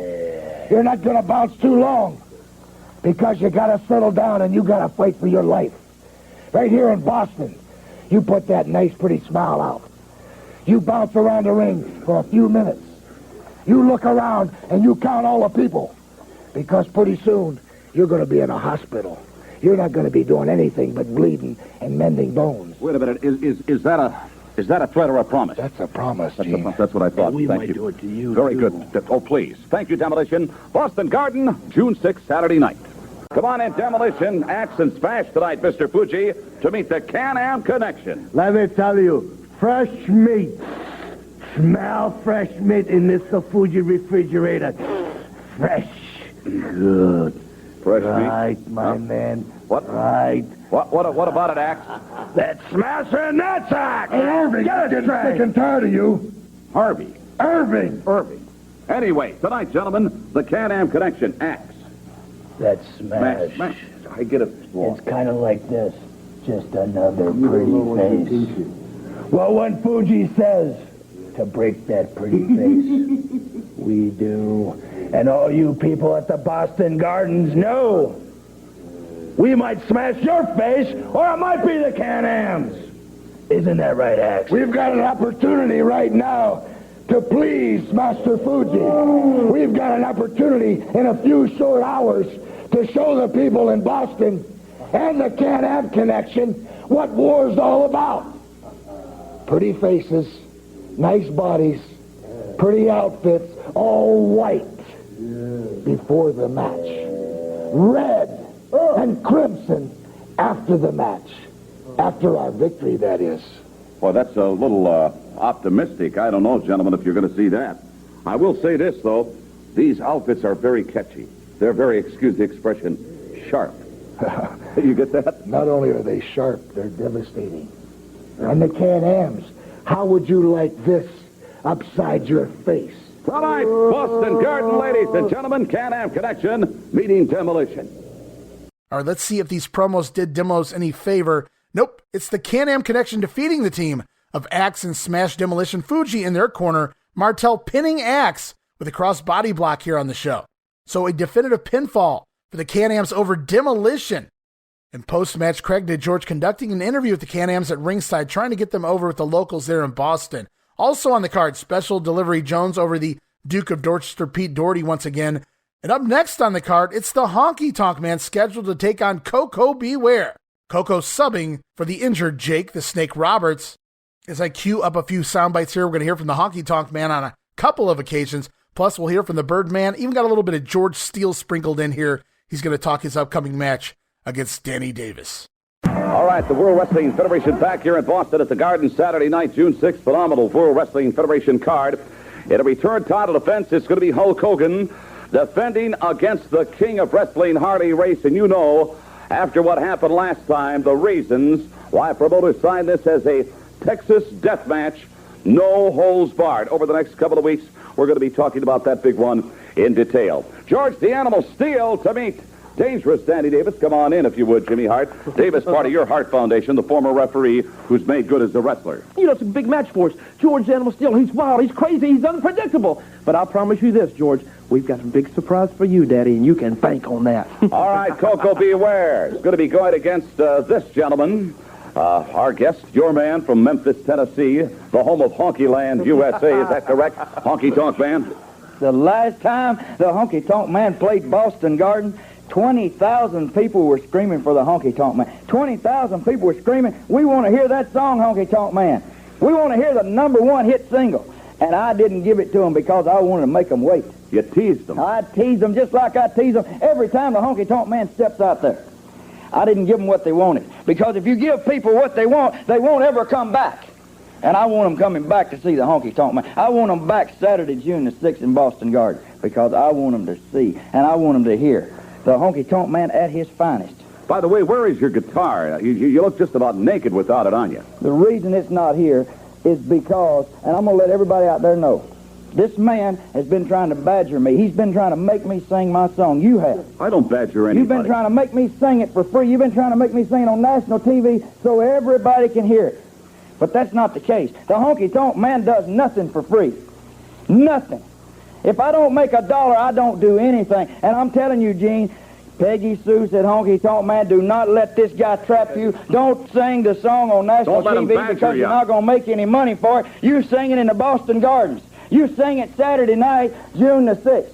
And that's what the Honky Tonk Man's going to do, Gene. And if you're going to be there, I'll sing it for you, and you can hear it. You can bring the cameras, then you can play it on TV. You know who's got a pretty good voice, a guy that I really enjoy, is Coco Beware. He sings real good. Oh, come on. Haven't you heard him? He sure does. He's going to be singing. He's going to be singing a tune with the Honky Tonk Man. Because when I lay that guitar just right on the side of his head, and you know he's got a pretty hard head, but I think he's going to go down. And when he goes down, the Honky Tonk Man will cover 1, 2, 3. That's it for the bird. The Honky Tonk Man will take the guitar, he'll strum it real slow, and he'll say, whoo, Peggy Sue, you're all right with me. You know, they got a new greaseless hair tonic out of the market now. I'll have to tell you about it a little bit later on. Boston Garden, get ready, big one, June 6th. All right, stay tuned. There's more action coming up in just a moment. A week from this Saturday, next Saturday night, Boston Garden, June the 6th. What a phenomenal card. In a return title defense, Hulk Hogan to defend the heavyweight championship of the world against the King, Harley Race. Texas death match, no holds barred. George the Animal Steele, come on in. George Steele, next Saturday night here in Boston, you're going to be facing Danny Davis, and yes, he is dangerous. On Saturday night's main event, he blasted you on the side of the head with a steel bell. No! Davis! Pay! George! Hit Davis! On head! Is this the contract, George? Yes! You better read between the lines there. Danny! Davis! Sign! Contract! No! Get hurt! Thank you, George. Check that paperwork over. I think he signed it twice. Coco Beware, come on in. All right. Get ready. The Birdman is going to be flying high next Saturday night. Coco, you're going to be going against the Honky Tonk Man. Have you heard him play the guitar? I heard him play the guitar, Mean G. But, brother, I'm telling you one thing. I'm going to play the guitar on top of his head, brother, because, you see, I was born with rhythm, and the Honky Tonk Man, he's trying to get a rhythm. I hear you loud and clear. He also has Jimmy, the mouth of the South Heart, in his corner. And he's got an eye on Frankie. That's all right. Everybody's got their eye on Frankie because Frankie can do the bird, brother. Frankie can fly. Frankie looks good. And, brother, what can Frankie do best? Jimmy Hart knows. Watch out. I thank you. Next Saturday night, the Boston Garden. From top to bottom, a phenomenal card. All right, the World Wrestling Federation back here in Boston at the Garden Saturday night, June 6th. Phenomenal World Wrestling Federation card. In a return title defense, it's going to be Hulk Hogan defending against the King of Wrestling, Harley Race. And you know, after what happened last time, the reasons why promoters signed this as a Texas death match, no holds barred. Over the next couple of weeks, we're going to be talking about that big one in detail. George the Animal Steele to meet dangerous Danny Davis. Come on in, if you would, Jimmy Hart. Davis, part of your Hart Foundation, the former referee who's made good as a wrestler. You know, it's a big match for us. George the Animal Steele, he's wild, he's crazy, he's unpredictable. But I'll promise you this, George, we've got a big surprise for you, Daddy, and you can bank on that. All right, Coco Beware is going to be going against this gentleman, our guest, your man from Memphis, Tennessee, the home of Honky Land, USA. Is that correct? Honky Tonk Man? The last time the Honky Tonk Man played Boston Garden, 20,000 people were screaming for the Honky Tonk Man. 20,000 people were screaming, we want to hear that song, Honky Tonk Man. We want to hear the #1 hit single. And I didn't give it to them because I wanted to make them wait. You teased them. I teased them just like I tease them every time the Honky Tonk Man steps out there. I didn't give them what they wanted. Because if you give people what they won't ever come back. And I want them coming back to see the Honky Tonk Man. I want them back Saturday, June the 6th in Boston Garden. Because I want them to see and I want them to hear the Honky Tonk Man at his finest. By the way, where is your guitar? You look just about naked without it on you. The reason it's not here is because, and I'm going to let everybody out there know, this man has been trying to badger me. He's been trying to make me sing my song. You have. I don't badger anybody. You've been trying to make me sing it for free. You've been trying to make me sing it on national TV so everybody can hear it. But that's not the case. The Honky Tonk Man does nothing for free. Nothing. If I don't make $1, I don't do anything. And I'm telling you, Gene, Peggy Sue said, Honky Tonk Man, do not let this guy trap you. Don't sing the song on national TV because you're not going to make any money for it. You sing it in the Boston Gardens. You sing it Saturday night, June the 6th. And that's what the Honky Tonk Man's going to do, Gene. And if you're going to be there, I'll sing it for you and you can hear it. You can bring the cameras, then you can play it on TV. You know who's got a pretty good voice, a guy that I really enjoy, is Coco Beware. He sings real good. Oh, come on, haven't you heard him? He sure does. He's going to be singing. He's going to be singing a tune with the Honky Tonk Man. Because when I lay that guitar just right on the side of his head, and you know he's got a pretty hard head, but I think he's going to go down. And when he goes down, the Honky Tonk Man will cover 1, 2, 3... That's it for the bird. The Honky Tonk Man will take the guitar, he'll strum it real slow, and he'll say, whoo, Peggy Sue, you're all right with me. You know, they got a new greaseless hair tonic out of the market now. I'll have to tell you about it a little bit later on. All right, get ready tonight here in Boston at the Boston Garden. Tremendous World Wrestling Federation action. Coco Beware goes against my guest at this time. Fresh off a little vacation, as I understand it. Honky Tonk Man should have taken the time to tune that guitar. Sure. Fresh tune job on his guitar, too. Coco Beware. Tonight's his night. Coco Beware gets to hear the Honky Tonk Man sing his song. Just like everybody, 22,000 people in the Boston Garden screaming for the Honky Tonk Man to sing that song. Tonight it's going to happen. Tonight they get to hear it. They get to hear the song that rang around the world. They get to hear the song that Jake the Snake heard real close. That big hit of yours? That was a big hit. It was a big hit. It is a big hit. It's still ringing around the world. They show it on every TV station in the World Wrestling Federation. And Coco Beware. And Frankie, he gets to hear it too. Frankie likes my music. He squawks every time he hears it. I'd squawk too. Hey, wait a minute. Honky Tonk Man, what about Betty Lou? Peggy Sue, I'm sorry. She's going to be here. All right, let's see how this plays out. It is Intercontinental Champion, though not announced as such yet. Honky Tonk Man pinning Birdman Coco Beware, subbing for that injured Jake Roberts here. Honky using the shake, rattle, and roll. And once again, nor was he announced as the IC champion, but Honky Tonk Man getting a big win here on the local TV in Boston. Also on the card, Tiger Chung Lee downing Brad Rangans, and we've already heard from both men once. Let's hear from him again. Upcoming next, George the Animal Steel scheduled to take on Danny Davis. Let's hear from both sides.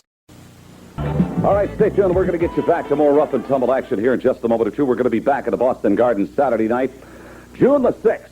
Circle that date on your calendar and get ready for one fantastic evening. As you know by now, in a return match, the heavyweight champion of the world, Hulk Hogan, defends against the king of wrestling, Harley Race, in a Texas death match. No holds barred. Nothing really counts until one man cannot continue on in the match, and only then will a winner be declared. This is a fight to the finish. Texas death match. George the Animal Steel. George, I'd like to have you join us back here in Boston. You're going to be squaring off... Boston! Yes, Boston, Massachusetts. The Boston Garden, George. Danny Davis will be your opponent. He is part of the Hart Foundation right now, and I don't know, George, if he can be trusted. Davis! Be hurt! You're going to hurt him, George. Is that right? I go to Boston! Yes. Watch Honky Tonk play music. Coco, hurt him. What about Hulk and... Hulk, make King bow. Oh, very good, George. George, hurt referee. Danny Davis, former referee. All right, next Saturday night here at Boston. Jimmy Hart, come on in. Certainly your family is going to be ever present next Saturday night here in Boston. Dangerous Danny Davis. Davis, if you could join us. I don't want to catch him loitering out here. Daddy. Your man is going to be facing George the Animal Steel. That's right. He's crazy. He's unpredictable. But he did sign the open contract, and we're ready, aren't we, Danny? Danny Davis, does George the Animal Steel, does that name ring a bell? Sure does. You got that, Let didn't me you? explain something to you, okay? We know that George Steele is the most dangerous man in professional wrestling today. What are you laughing at? I'm not laughing at anything. This guy, take a look at his clothes on this guy. Hey, come on. I'm tired of you making fun of my clothes. This is serious to me. Honky Tonk Man gave this outfit to me. Danny, you can let him talk like that to me. Let's get back to the matter at I'd hand like to here. talk about If it. you don't mind. George Steele. Danny Davis is the greatest referee the World Wrestling Federation has ever known. And Jimmy and I have gotten our heads together, and we're going to use my experience as a referee to defeat you in Boston Garden. Very good, I thank you. Honky Tonk Band, come on in. Oh, look at this. Honky Tonk, get ready. Coco Beware, the Birdman. I'm already ready. Honky Tonk Man is ready. I'm hitting on 16 cylinders, and on Saturday night, June 6th, Saturday night's a Honky Tonk Man's night out. Me and Peggy Sue, when we leave the garden, I'm going to pull her up real close because it'll be the end of Coco Beware. Won't be any Frankie around. I'm going to pull her up real close, and we're going to glide across the hardwood floors in Boston. Woo! All right, guys, thank you very much. Okay, we hear from both guys once again, even get a little bit of Honky Tonk Man in there. George the Animal Steel winds up defeating Dangerous Danny Davis, albeit on a countout. Davis running away from ringside after sustaining 9 consecutive body slams. No question who the bump taker in that match was. Also on the card, leaping Lanny Poffo over Frenchie Martin. And then it's here, guys, the Texas Death Match, the rematch from last month. Remember, it was Hogan pinning the King Harley Race. Race wanting revenge, and now he's going to get his chance. The two men going at it again here, but first, I've got a plethora of sound bites queued up. If you guys like to hear from the Hulkster, well, we got plenty coming your way. We're also going to hear from the King Harley Race and his manager, Bobby the Brain Heenan. All right, Keith Elkin reminded you we're going to be back in town at the Boston Garden Saturday night, June the 6th, for a phenomenal World Wrestling Federation card. There are a number of great bouts on this card, but I don't want to talk about them right now. There is only one thing I want to discuss, and I want to talk to the man himself about it, the heavyweight champion of the world, Hulk Hogan, return bout against the King of Wrestling, Harley Race, Texas Death Match, no holds barred. And what I've heard on the street, is it true? Have you actually said if he beats you hang it up? Well, a lot of on-the-spot decisions are made, man. A lot of people, because family and friends are hurt, sometimes do crazy things, go to jail forever, simply because of our institutions.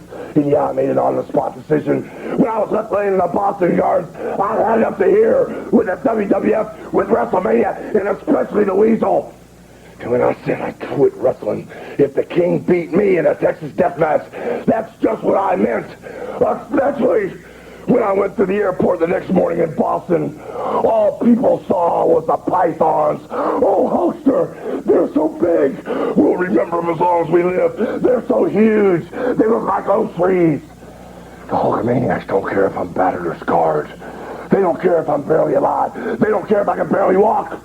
All the Hulkamaniacs care about is training, the prayers, and the vitamins, holding your head high. No crybaby gaga. That's why I'm glad about this decision, Boston. That's why I'm glad that if Harley Race defeat me, I'll quit wrestling. Hulkamania will live forever. A Texas death match. Under your guidance, Hulkamaniacs, anything I do will be accepted. And the last man left laying in the ring loses the match just the way I like it. Get ready, folks, then. You've never seen anything like it before, and never again, June the 6th. I wanted to pin you down for just a sec. You still look pretty tough shape. Hulk Hogan, but I'm going to get better and you're not. what about the King? Is he going to get better? You're talking about a Texas death match. You see, the King's in no trouble. I wasn't there last time because of a neck injury. Well, it's getting better slowly, but I will be here in the Boston Gardens on Saturday night, June 6th. And I'm not just going to be here to watch you have your butt kicked, Hogan. I'm going to be here to strap some gold around the waist of the King. I'm going to be here to hold the crown. And then I'm going to step into that ring, and I'm going to place that crown on top of his head, wrap him up in that purple robe, and hand him that 20 pounds of gold. Unheard of. World Championship. These kind of rules, where there are no rules. Anything can happen. Hogan, you've had fun as champion. Good luck. Now it's our turn. Good luck. Boston next Saturday night. Big card. All right, the Boston Garden, the scene of so many great classic wrestling matches over the years, the home of the Celtics, the home of the Bruins, and the home of perhaps the greatest fans in all of the world. Saturday night, next Saturday night.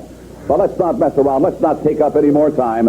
Heavyweight champion of the world, Hulk Hogan, a return title defense next Saturday in the Garden. The King Harley Race, Texas Death Match, no holds barred. Brother, would I go into a Texas death match without a pump on, Daddy? Okay. No way, man. You know, I came out here and made an off-the-wall statement in the Boston Gardens. And you have to relate it to life, you know. Sometimes if you put your hands on somebody's loved ones, they'll do something crazy. Take your head off. Go to jail for life because they don't care.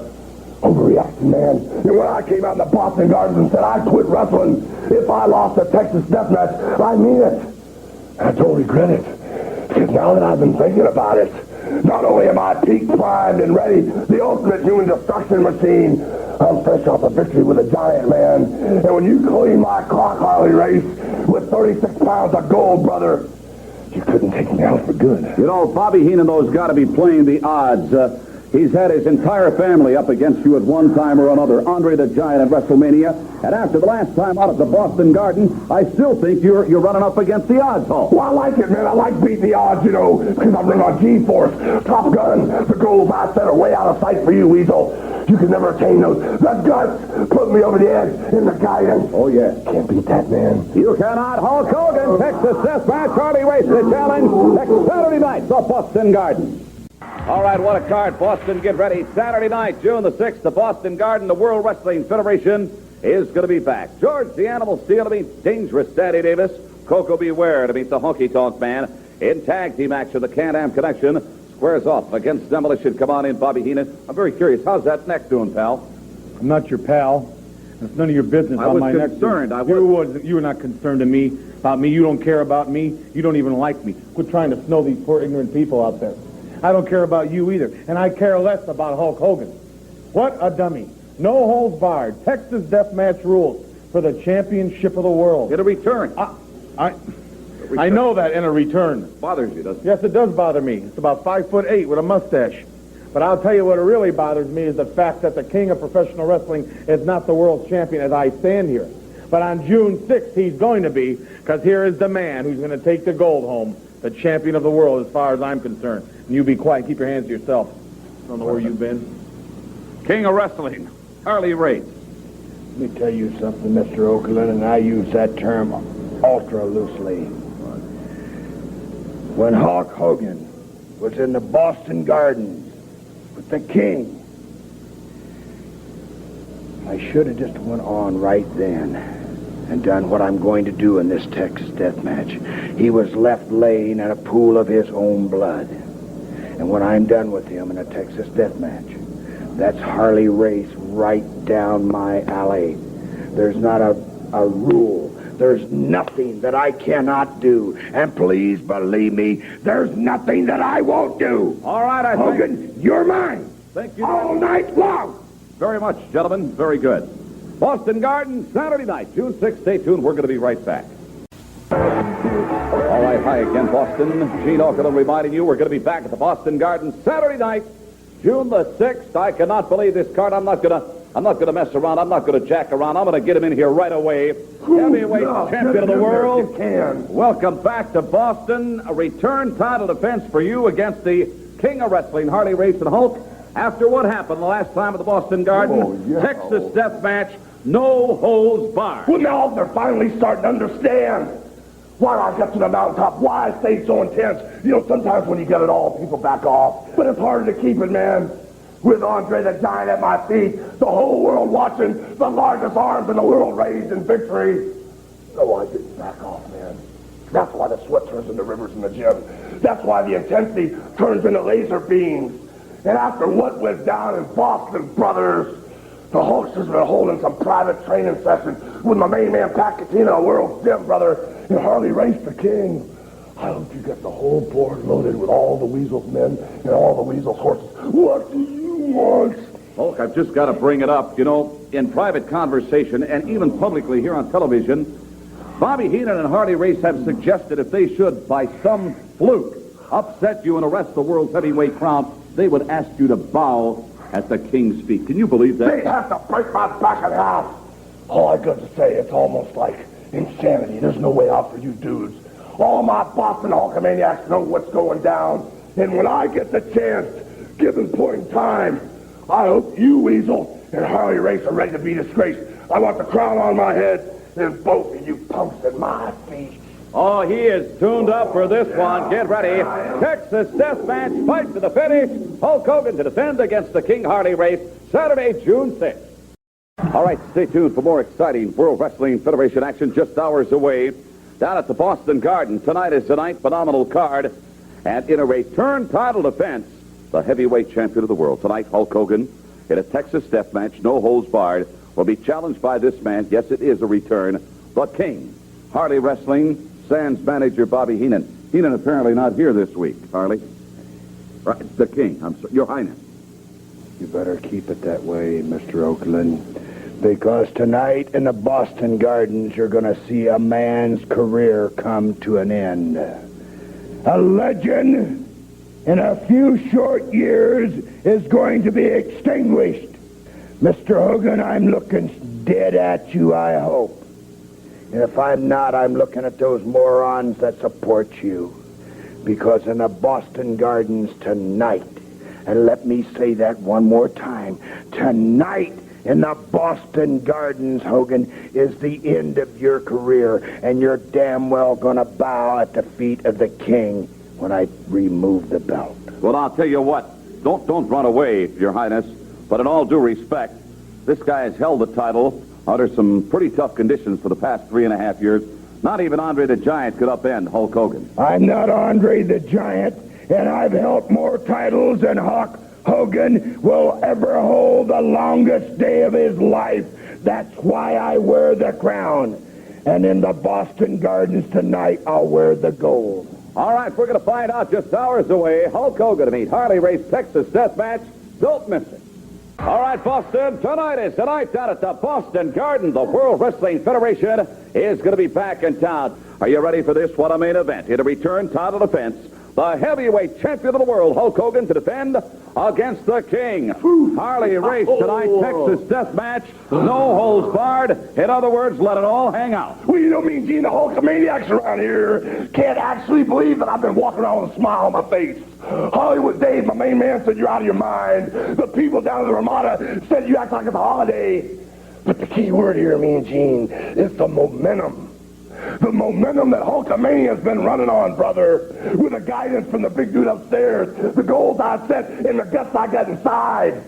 The momentum is too much, man. It's just like a big snowball, man. A big boulder, like an avalanche coming down a hill with so much momentum. It rips redwood trees out of the ground, wipes out houses, man, wipes out mansions. That's just what Hulkamania's about. And for people like you, Harley Race, and the Weasel, it's time to get Hulk-sized, brother. Because when the momentum hits you, not only will you believe, you'll realize where I'm coming from. You know, Hulk, a Texas death match, though, I don't know, maybe that's too much to ask of a heavyweight champion. Of course, the winner is the man that can continue through this match. It's not a lovely sight. I've seen them before. Not worried about the Texas death match. Not worried about no rules, no referees, no disqualifications. I just want to know, how far do you want me to go? We're going to find out tonight is tonight. Yes, heavyweight champion of the world, Hulk Hogan, to defend against the King. Okay, we're back from that slew of promos leading into this match. Talk about week after week building this up in the local Boston market. They had to have loved this kind of stuff. I know I did in my market. Let's see what happens here. It's WWF Champion Hulk Hogan once again pinning the King Harley Race in this Texas death match, this time after hitting him with the title belt. It's legal, guys. Race accidentally delivered a diving headbutt onto the belt, but that wasn't enough. Hogan having to pick it up and clock Race again with it to score the win here. Then we move on to Sacramento, California in the ARCO Arena. June the 7th, in front of 4,500 fans. Frenchie Martin over Dibiase. Brutus the Barber Beefcake continues to defeat Luscious Johnny V. Ravishing Rick Rude now in the company. Rude scoring a win over Jose Estrada with a slingshot suplex. Also on the card, it's Demolition over the Killer Bees. We even have ladies champion Moolah scheduled to defend her title against Debbie Combs. All right, the long-time ladies champion, the fabulous Moolah, welcome back to Sacramento ARCO Arena. Next Sunday night, June the 7th, you've got a title defense. Challenger, Miss Debbie Combs. Thank God. I'm glad she was finally had guts enough to challenge me because I accepted it before she did. I've been waiting for this for a long, long time.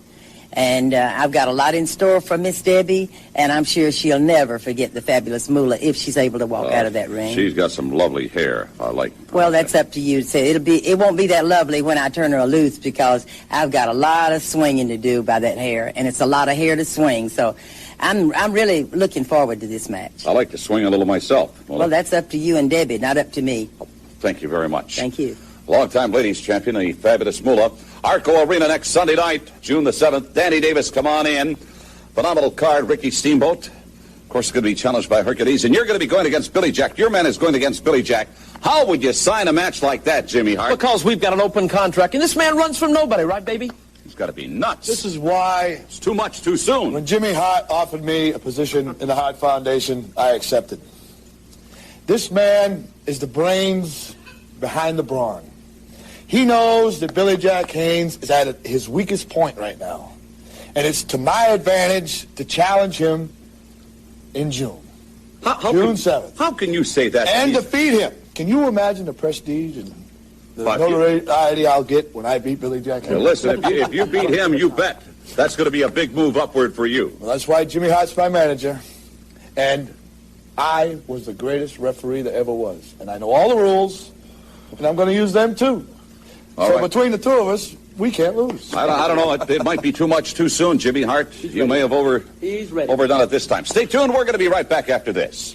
All right, so we heard from Moolah. We even heard from Danny Davis there, but the ladies champion Moolah winds up defeating Debbie Combs here. Also, Davis put in the ring here tonight against Billy Jack Haynes, and it's Haynes defeating Dangerous Danny on a disqualification after interference from the mighty Hercules. And speaking of Hercules, in the main event on this card, Hercules going over on, well, he's still announced as the Intercontinental Champion. Ricky the Dragon Steamboat. Hercules getting that win, albeit on a countout. Interesting card there in Sacramento as we move on to the WWF Houston, Texas. Still working with Paul Bosch. In fact, it's Bosch and Peter Burkholz on commentary here at the Sam Houston Coliseum. June the 7th sees the Islanders over Roma and Powers, the Midgets in action. Lord Littlebrook and Cowboy Lang defeating the team of Little Coco and Karate Chris Doobie. Also on the card, Outlaw Ron Bass defeating Cowboy Scott Casey. And for International Wrestling Challenge, we're going to see Sam Houston pinning Terry Gibbs with a Bulldog. Also for International Wrestling Challenge, Coco Beware scoring a win over the Red Demon. That's Jose Luis Rivera. Also slated for the show, George the Animal Steel going to take on Tiger Chung Lee. Let's hear from the Animal. Eugene! Say! George! Go! Houston! George! Tell Eugene! Okay? It! Bye-bye! All right, and it is George Steele defeating Tiger Chung Lee. Was there ever any doubt? Also on the card, Tito Santana defeating Killer Khan on a DQ. Khan looked like he was picking Santana up for an atomic drop, but intentionally drops Tito crotch first across that top rope, earning the disqualification win here was Tito Santana. That match on the Best of the WWF Volume 14, by the way. Also here in Houston, airing on Houston TV, listen to this, the one-man gang scoring a pinfall victory over a babyface Ted Dibiase. Now the gang using his feet on the ropes for leverage here, but after the match, Sam Houston comes out to ringside to dispute the call, eventually helping Dibiase clear the ring of the gang with a double drop kick. We're going to see a return match of sorts here next time. Dibiase going to team with Sam Houston, but things will get a little interesting. But that's next time here in Houston. And then in the main event here at the Sam Houston Coliseum, it was supposed to be a return match. Remember, we heard the promos last time. It was supposed to be Hacksaw Jim Duggan with Jake the Snake Roberts in his corner, another familiar name to the Houston wrestling fans. I'm going to try to get hold of him and bring him up here. Nikolai Volkov, the winner of the match, and Hacksaw Jim Duggan now asking for the mic. Let me tell you two Tommies something. If they're the rules you want to play with, next time I'm in Houston, I'm going to have myself an All-American ringside, baby. USA! USA! And listen to this crowd of 9,000 strong as they chant USA, USA, showing their total 110% support of Hacksaw Duggan. And you heard it, Paul. He promised that next time he'll bring somebody in his corner and make the odds even, and that spells big trouble for Slick and his team. Nobody can fight past odds. When there are 3 against 1, things are due to happen. We'll be back in just one moment.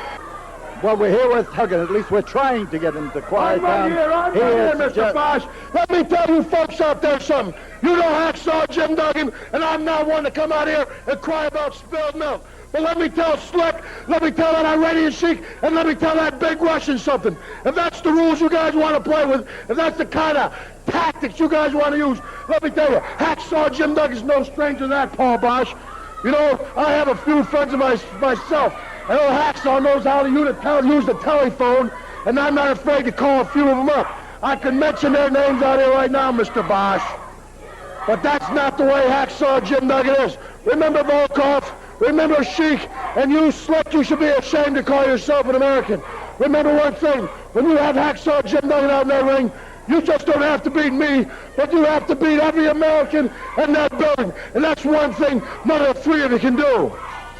Tough guy. Hacksaw Jim Duggan is one of Houston Wrestling's all-favorite wrestlers, and he will be in for the battle of his life on Sunday, June 7th at the same Houston Coliseum when he faces the rugged Russian Nikolai Volkov in a return battle.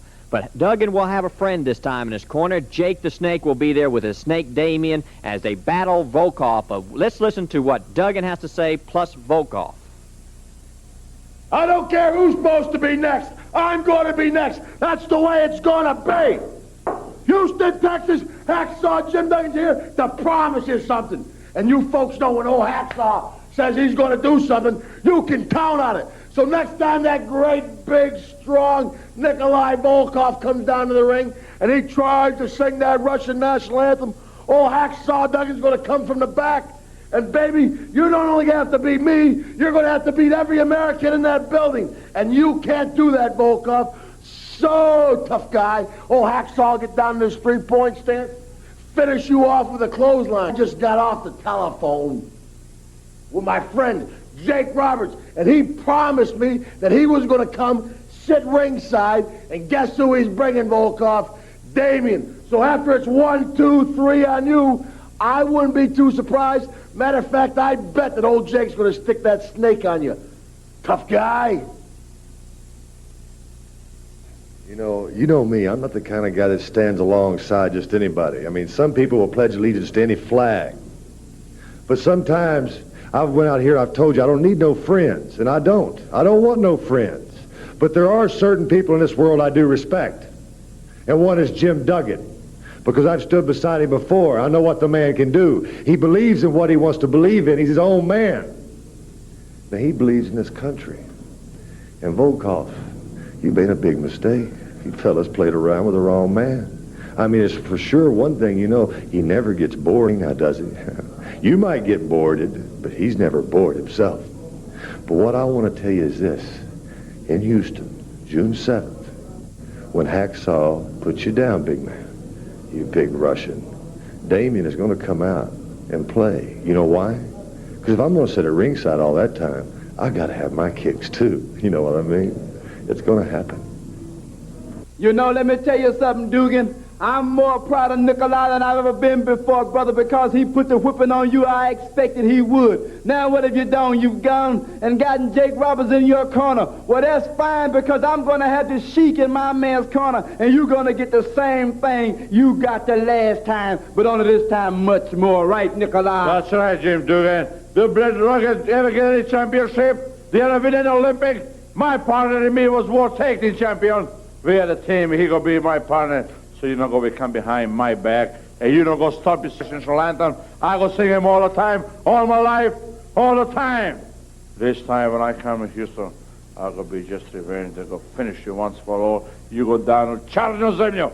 You're going to be finished. They're going to carry you out because to me you are nothing but an ugly American hippie. And the only good American is under my feet. Finish. It's over for you, Blood. It was supposed to be Duggan with Jake in his corner taking on Nikolai Volkov, but Hacksaw no more, so they bring in another familiar face. It's the Junkyard Dog, with Jake the Snake in his corner, defeating Nikolai Volkov in the main event. That Duggan-Nikolai match was no good last time, but JYD versus Volkov for the main event? It's no wonder Paul Bosch retired. Then from there, June 7th, Maple Leaf Gardens, Toronto, Ontario, Canada, in front of 10,000 fans, sees Leaping Lanny Poffo over Johnny K9 Sika, defeating Brad Rangan's Hillbilly Jim over Iron Mike Sharp. The New Dream Team scoring a win over the Rougeaus brothers. Can-Am Connection over the team of Don Muraco and Cowboy Bob Orton. Zinc pinning Orton with a sunset flip from the apron, but after the bout, Muraco and Orton argued, but finally cooler heads prevailed, the two men hugging it out, raising each other's hands. More to come between Orton and Muraco, that's for sure. Also on the card, Ken Patera out, and I'll explain that in just a minute here, but his substitution, living legend Bruno Sammartino, pinning the natural Butch Reed. Bobby Heenan in his corner. Remember, Heenan's feuding with Patera, and last show, Heenan vowing to back the natural here this week instead of Slick. But it is Bruno Sammartino over Butch Reed in just about 6 minutes with a inside cradle. Now, again, it was supposed to be Ken Patera, not Bruno in this match, but the Canadian government won't allow Patera into the country just yet. Although on the mic, Patera's problems crossing the border into Canada are going to be explained, blaming Bobby the Brain Heenan. Going to get heel heat out of it if he can. Also on the card, WWF Champion Hulk Hogan pinning the King Harley Race, and yet another Texas death match. As we move on to the Selland Arena, Fresno, California, June the 8th, in front of 3,500 fans, it's Rick Rude over Dusty Wolf, Scott Casey pinning Jose Estrada, Brutus Beefcake still defeating his former manager Johnny V, Women's Champion Moolah over Debbie Combs, Frenchie Martin defeating Siviafi, Demolition scoring a win over the Killer Bees, Ken Patera defeating Mr. Wonderful Paul Orndorff back in business here. Remember, I talked about the King having some knee issues, taking a few days off here on the West Coast tour. Paul Orndorff brought back to sub in for Harley Race here, so it's Patera defeating Mr. Wonderful on a DQ after interference from Hercules, and in the main event, it is the mighty Hercules over the still IC champion Ricky Steamboat on a countout. As we move on to East Rutherford, New Jersey, and the Meadowlands on June the 8th, 4,000 fans here to see Coco Beware win a $50,000 20-man come-as-you-are battle royal when Muraco accidentally dropkicks partner Bob Orton over the top rope, Ware then eliminating Muraco to score the win there in that big battle royal. Now on the card, Dangerous Danny Davis over George Steele on a countout, Butch Reed defeating Outback Jack, Killer Khan over Corporal Kirchner. It's the Can-Am Connection defeating the team of Bob Orton and Muraco. Remember, they had the issues earlier in that battle royal? Well, here again, Orton accidentally kneeing Muraco, causing him to get pinned here in this match against the Can-Ams. And then after the match, Muraco and Orton fight each other all the way back to the dressing room. So there's certainly issues here in the Fuji camp. Also on the card, Coco, a double winner here tonight, winning the Battle Royal, and again here, scoring a win over Iron Mike Sharp. Also on the card, one-man gang over SD Jones. The Islanders defeating the team of Tito Santana and Pedro Morales, and the Outlaw Ron Bass defeating Leaping Lanny Poffo. Kind of an odd card there for the Meadowlands. Then we go back to the West Coast, San Francisco at the Cow Palace for June the 9th in front of only 2,390 fans. It's the smallest crowd since the WWF has come to the Bay Area. And we'll have to see if the card reflects that here. It's Siviafi over Frenchie Martin, Scott Casey defeating Jose Estrada, Beefcake still over Johnny V, Women's Champion Moolah over Debbie Combs, Rick Rude defeating Dusty Wolf, the Demolition again over the Killer Bees, Hercules scoring a win over Ken Patera, and in the main event, sounds fun anyway, Mr. Wonderful Paul Orndorff defeating the Intercontinental Champion Ricky Steamboat, albeit on a countout. And we'll see the same card again on June the 10th in Los Angeles at the Sports Arena in front of only 3,500 fans. And after looking at the card outside of that Steamboat and Orndorff match, which is actually announced as Steamboat and the King Harley Race, but remember Harley Race taking a few days off, it's no wonder they're only drawing around 3,000 fans here for these cards. So we move from the West Coast to the East Coast, the Southeast Coast in Miami, Florida at the Knight Center. On June the 11th, Jerry Allen over Iron Mike Sharp, the Islanders defeating Lanny Poffo and SD Jones, Ron Bass scoring a pin over Hillbilly Jim, the Can-Am Connection defeating the team of Muraco and Orton, George the Animal Steel over the Natural Butch Reed, Dangerous Danny Davis defeating Coco Beware, and in the main event, it's Macho Man Randy Savage, still heel Macho Man, scoring a win over the Honky Tonk Man, That had to be a fun one. We were also scheduled for action on June the 12th at the Kemper Arena in Kansas City, Missouri, but the card had to be canceled due to poor advance on ticket sales. Makes you wonder how many tickets were sold before they had to cancel the card there on June the 12th in Kansas City.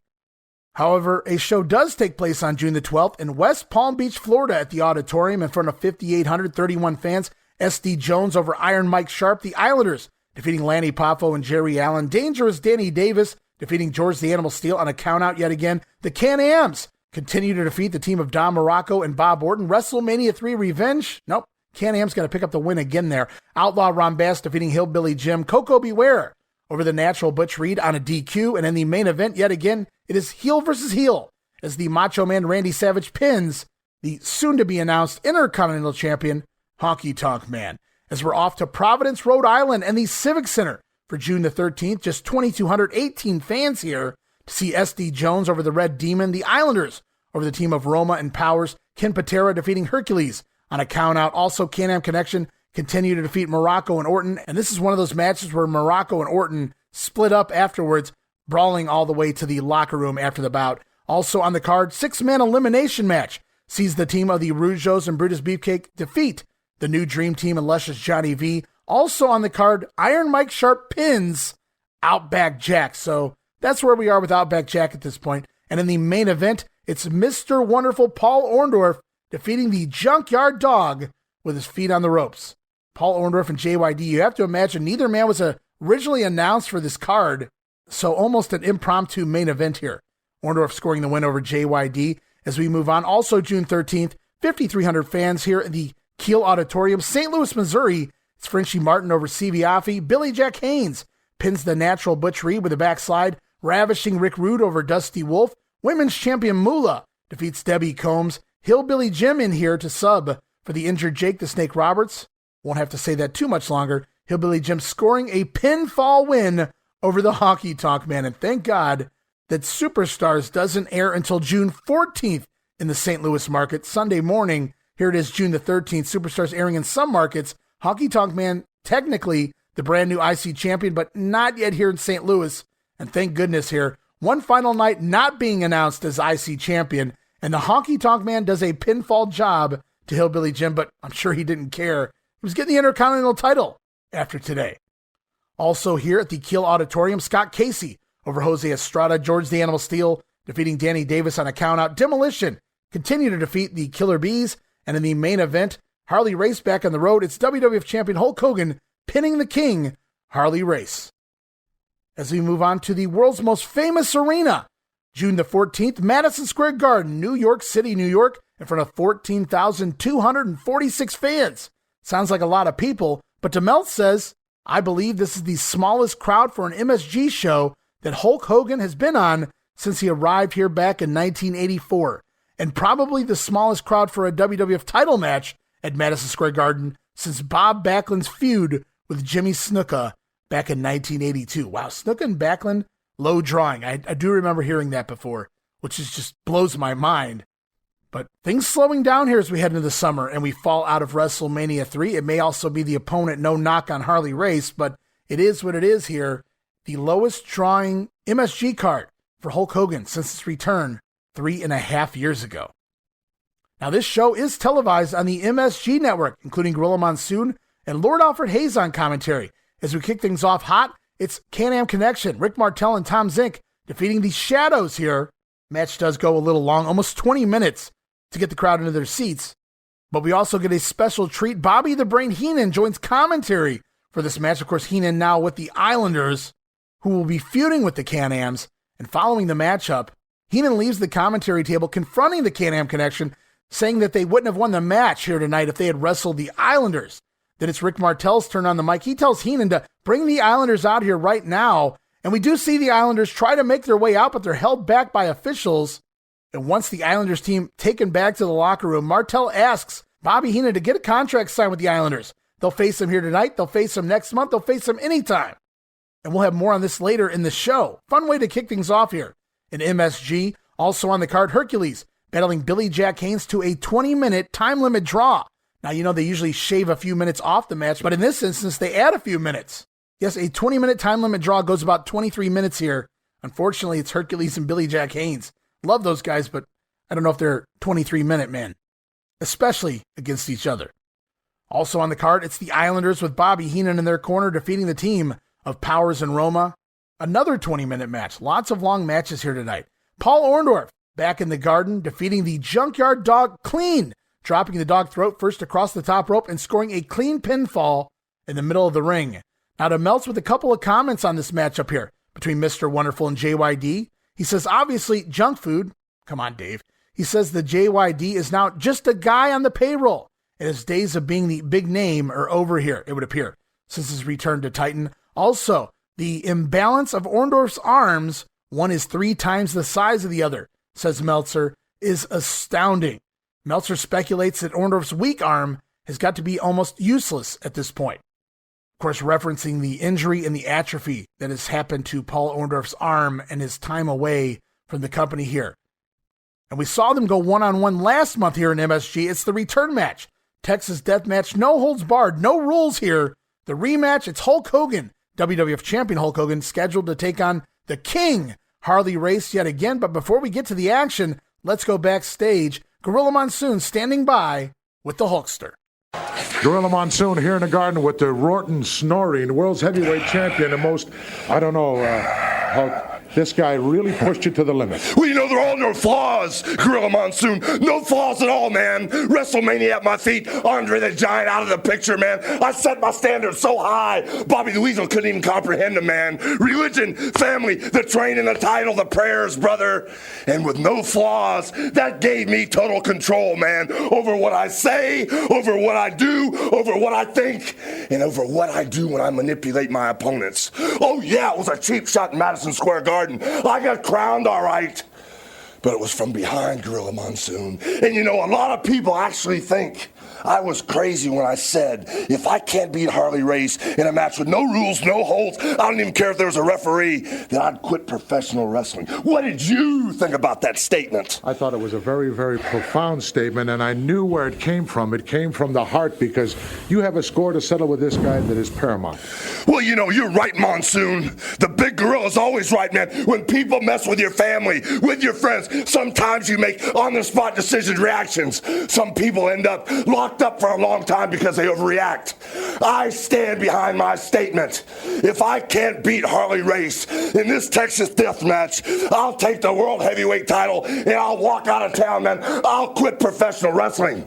But the way things are going around here, with all my Hulkamaniacs in Madison Square Garden, they have kind of granted me immunity from prosecution. Like the Weasel says, we can use chairs, tables, no countouts, no disqualifications. That gives me a free hand to do whatever it takes to take care of the King and the Weasel. And if I get it my way, I just hope that big crown fits my fat head. I love it. The rules are, there are no rules. We'll be right back. No rules. All right, and you guys got to see this to really appreciate it or depreciate it. Hulk Hogan clearly standing on something, because he's almost a head taller than Gorilla Monsoon, who in real life is probably just about Hulkster's size. But it's really funny there. Hulk Hogan, though, gunning for the King Harley Race. Let's see how the match plays out here. Remember, no holds barred, no rules. Texas Death Match. Hulk Hogan retains his WWF title, once again pinning the King Harley Race. Bobby Heenan in his corner here. Race once again accidentally delivering that diving headbutt onto the WWF title belt before Hogan blasting him with the belt. Same finish every night between these two. Hogan going to retain the title yet again. And remember, the Hulkster had vowed, should he lose this match, he would retire from professional wrestling. So aren't we lucky? Hulk Hogan scoring the win here tonight over the King Harley Race. As we move on, more action upcoming. It's Outback Jack scheduled to take on Jose Estrada. But first, it's backstage yet again. This time, Gorilla Monsoon going to conduct an interview with Outback.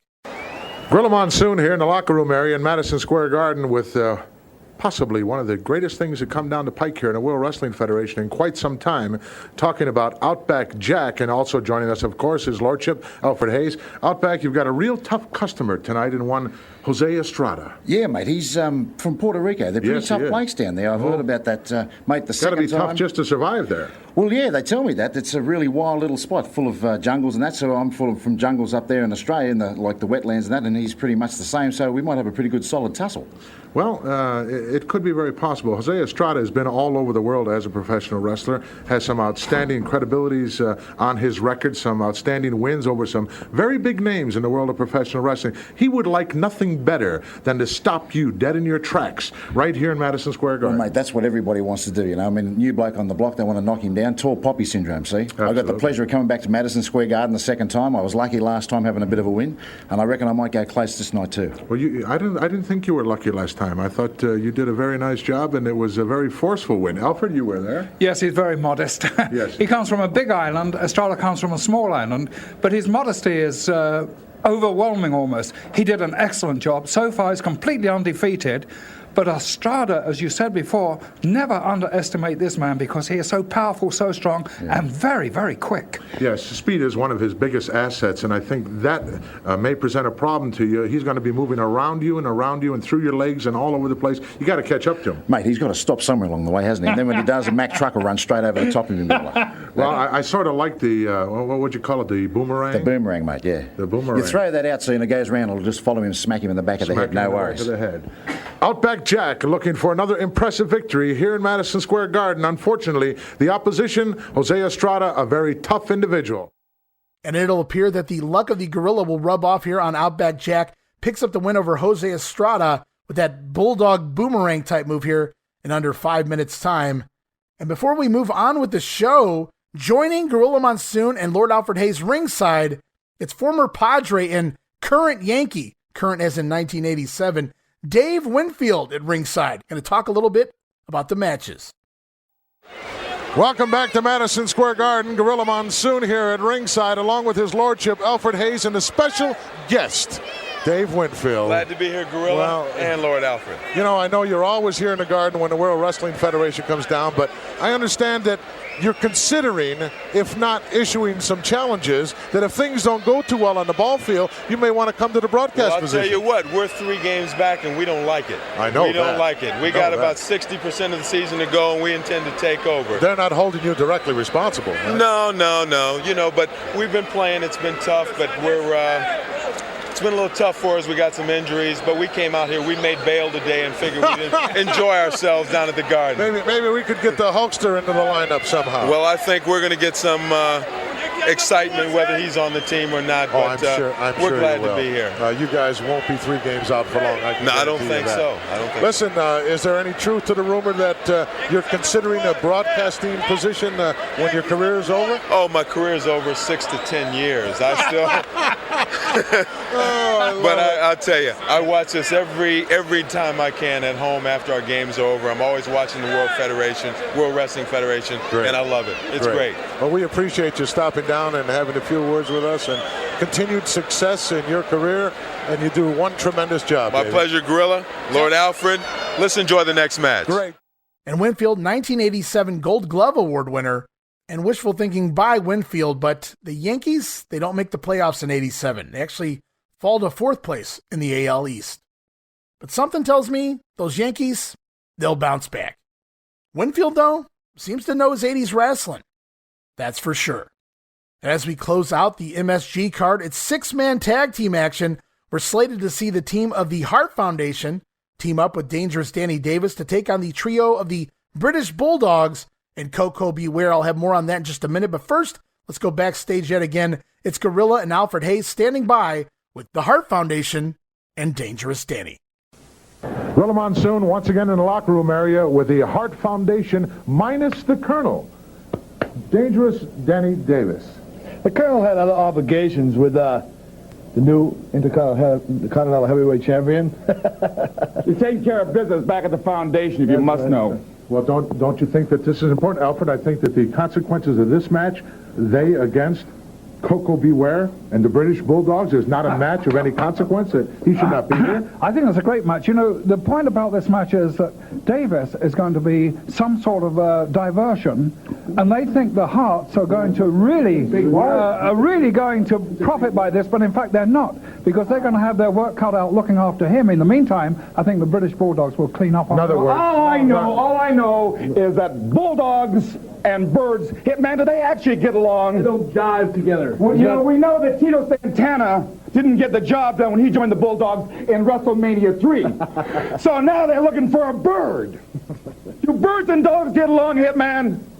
Listen, it's a fact that birds and dogs don't jive, you know what I mean? So Coco behave. That's what he's going to be. Coco behave. And the British Bulldogs. Let me just pose this to you. Let's be realistic. You were very happy with what his lordship had to say, but in literal translation, this man is excess baggage, is what he was trying to say. Hey, listen, nobody's got to look out for Dangerous Danny Davis. I was trained by these two men. These two men are the champions. Don't you think we know what we're doing? Obviously, excess baggage. Did we look like excess baggage in WrestleMania 3? No, baby. This baby was first class all the way. We're lucky. Luck. Call it as you wish. Call it as you want. Sour grapes. I beg your pardon? Sour grapes. Sour grapes. This man is a lethal weapon. Everyone saw what this man did to Tito Santana. And now Coco Beware stuck his nose where it doesn't belong. And obviously, very confident. The Hart Foundation will just wait and see. We have all the tools. Take a hike. All right, no Jimmy Hart here tonight, obviously out with the Honky Tonk Man on the house show somewhere else. And the Harts do reference Coco Beware being part of this matchup. You have to think this was taped earlier today. So I'm not really sure what happens with the Birdman here. I don't know if he doesn't make the flight. Isn't that ironic, the Birdman not making the flight? I don't really know what was going on here, but Coco is a no-show, and he's substituted out by Billy Jack Haynes. And it is the team of Billy Jack Haynes and the British Bulldog defeating Danny Davis and Tag Team Champion Hart Foundation in about 18 minutes. Davey Boy Smith pressing the Dynamite Kid up in the air and dropping him on top of the Hitman with a diving headbutt. The Bulldogs going to score the win for their team. And as we close out the Garden, here it is, signed, sealed, and delivered for July the 25th. The WWF going to be back at MSG, and it is confirmed the Can-Am Connection will take on the Islanders, at least at this point. As we go backstage, Lord Alfred Hayes standing by. We're going to hear from the Can-Am Connection.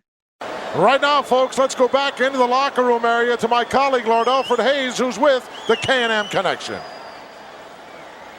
Lord Alfred Hayes here in the locker room area with Rick Martel and Tom Zenk. These people have a lot on their mind. Yes, we do, and we're happy. You see smiles on our face right now because finally it is signed, sealed, and delivered. The Can-Am Connection against the Islanders. It's signed, the contract is signed, and July 25th is the date right here, Madison Square Garden in New York. We feel great. And, Bobby Heenan is going around saying that the Islanders, they want the Can-Am Connection real bad. Well, I've got news for Bobby Heenan. The Can-Am Connection, we want the Islanders a lot more than they do because after what happened, what occurred in a televised match, a few weeks back, we trusted these guys, we respected them, and what happened? They jumped us from behind. Yes, with the help of Bobby Heenan, they jumped us from behind. And now they're trying to use us as a stepping stone in the tag team situation right here in the WWF, but it's not going to happen, and they're not going to get away with it. And July 25th, we're going to find out who's the better team, right? That's right. When you think of the South Pacific, that's where you guys come from, the islands. You think of happy, friendly, smiling faces.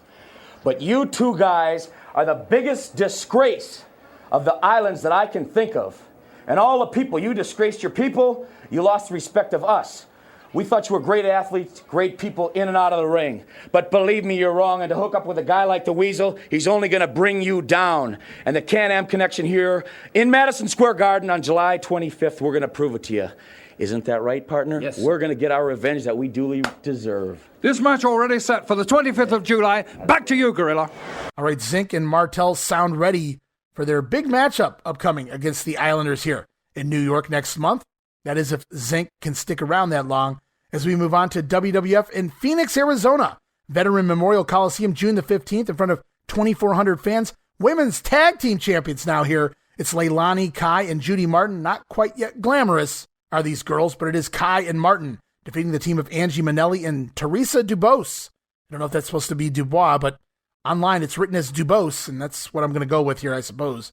Also, Brad Rangans over Frenchie Martin Sika, defeating Corporal Kirchner. Rick Rude over Scott Casey. The New Dream Team defeating the Rougeaus brothers.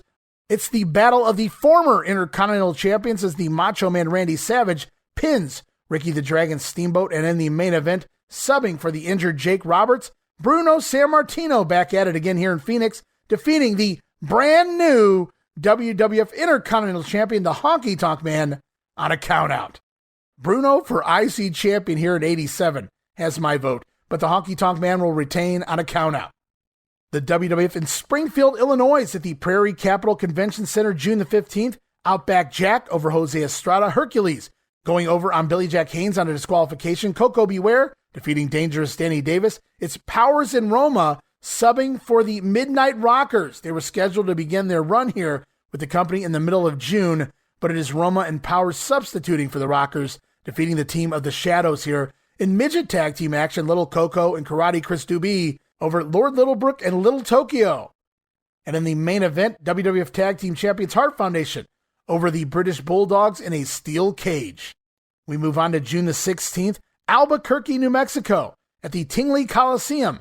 1,705 fans to witness Brand Rangas over Frenchie Martin, Ladies Tag Team Champions Leilani Kai, Judy Martin over Angie Minelli and Teresa Dubose. Rick Rude scoring another pinfall over Scott Casey. Sika, the Wild Samoan, over Corporal Kirchner. The Rougeaus brothers defeating the New Dream Team. You see it's going back and forth between these two teams. Also, Bruno Sammartino with Jake the Snake Roberts in his corner. Subbing for Jake here is Bruno, again defeating the Honky Tonk Man on a countout when Jake chases Honky backstage with Damien.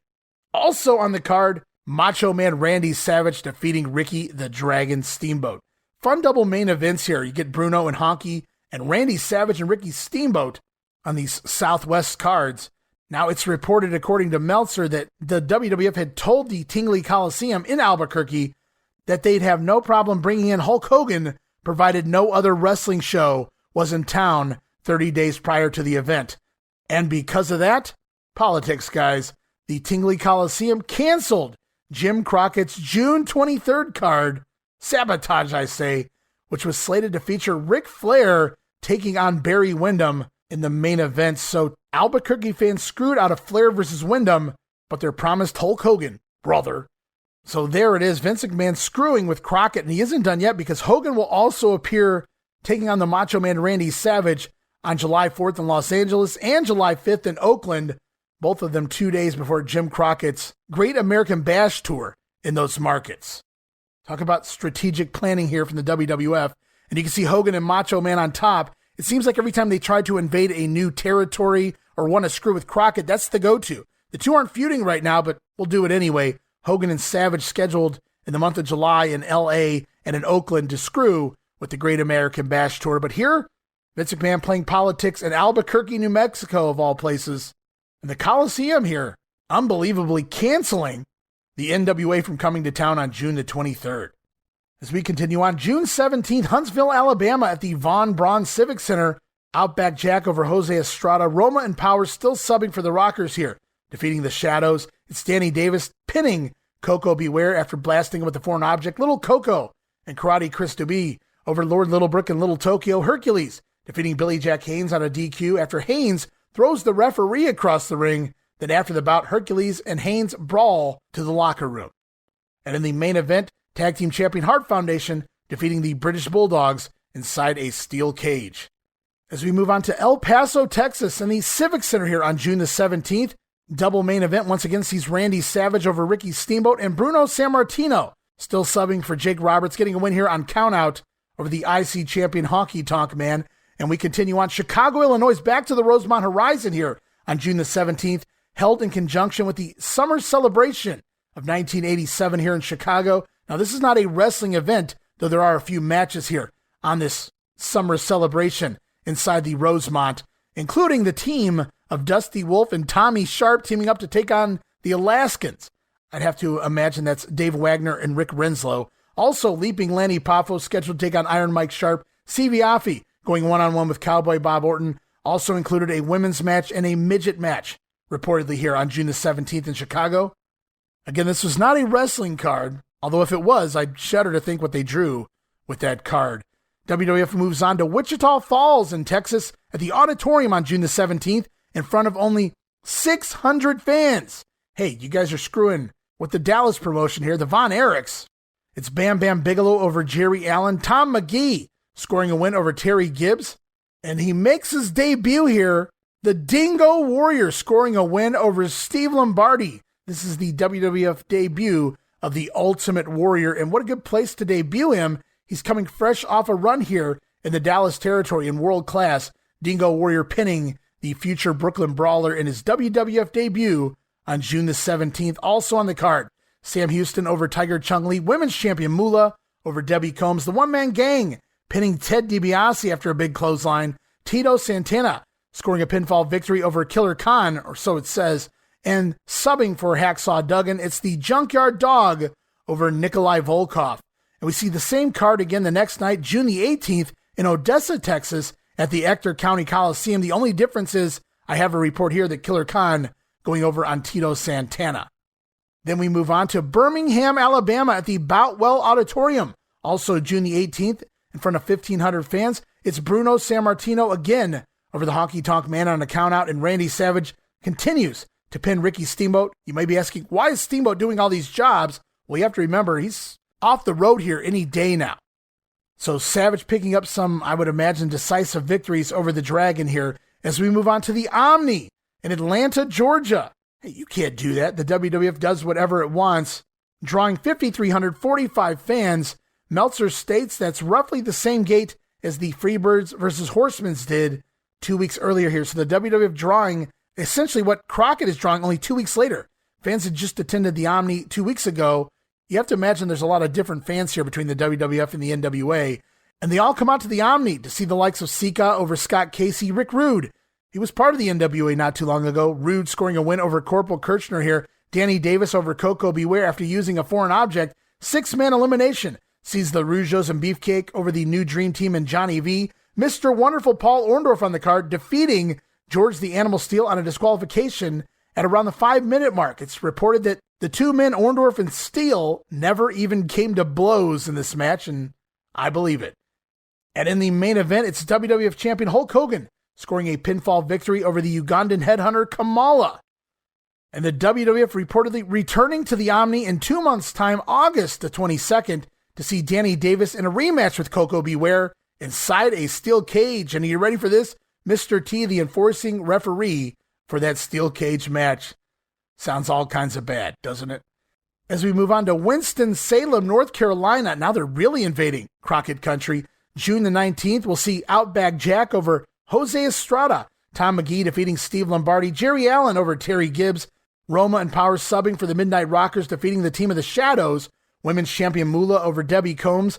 We see the tag team of the King Harley Race and Hercules defeating the team of Billy Jack Haynes and Tito Santana.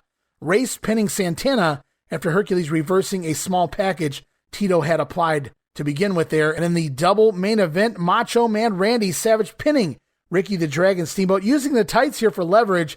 Dragon coming off the top rope with that flying cross body block. Savage rolling over on top, hooking the tights, scoring the win, and I'm sure what was a fun match.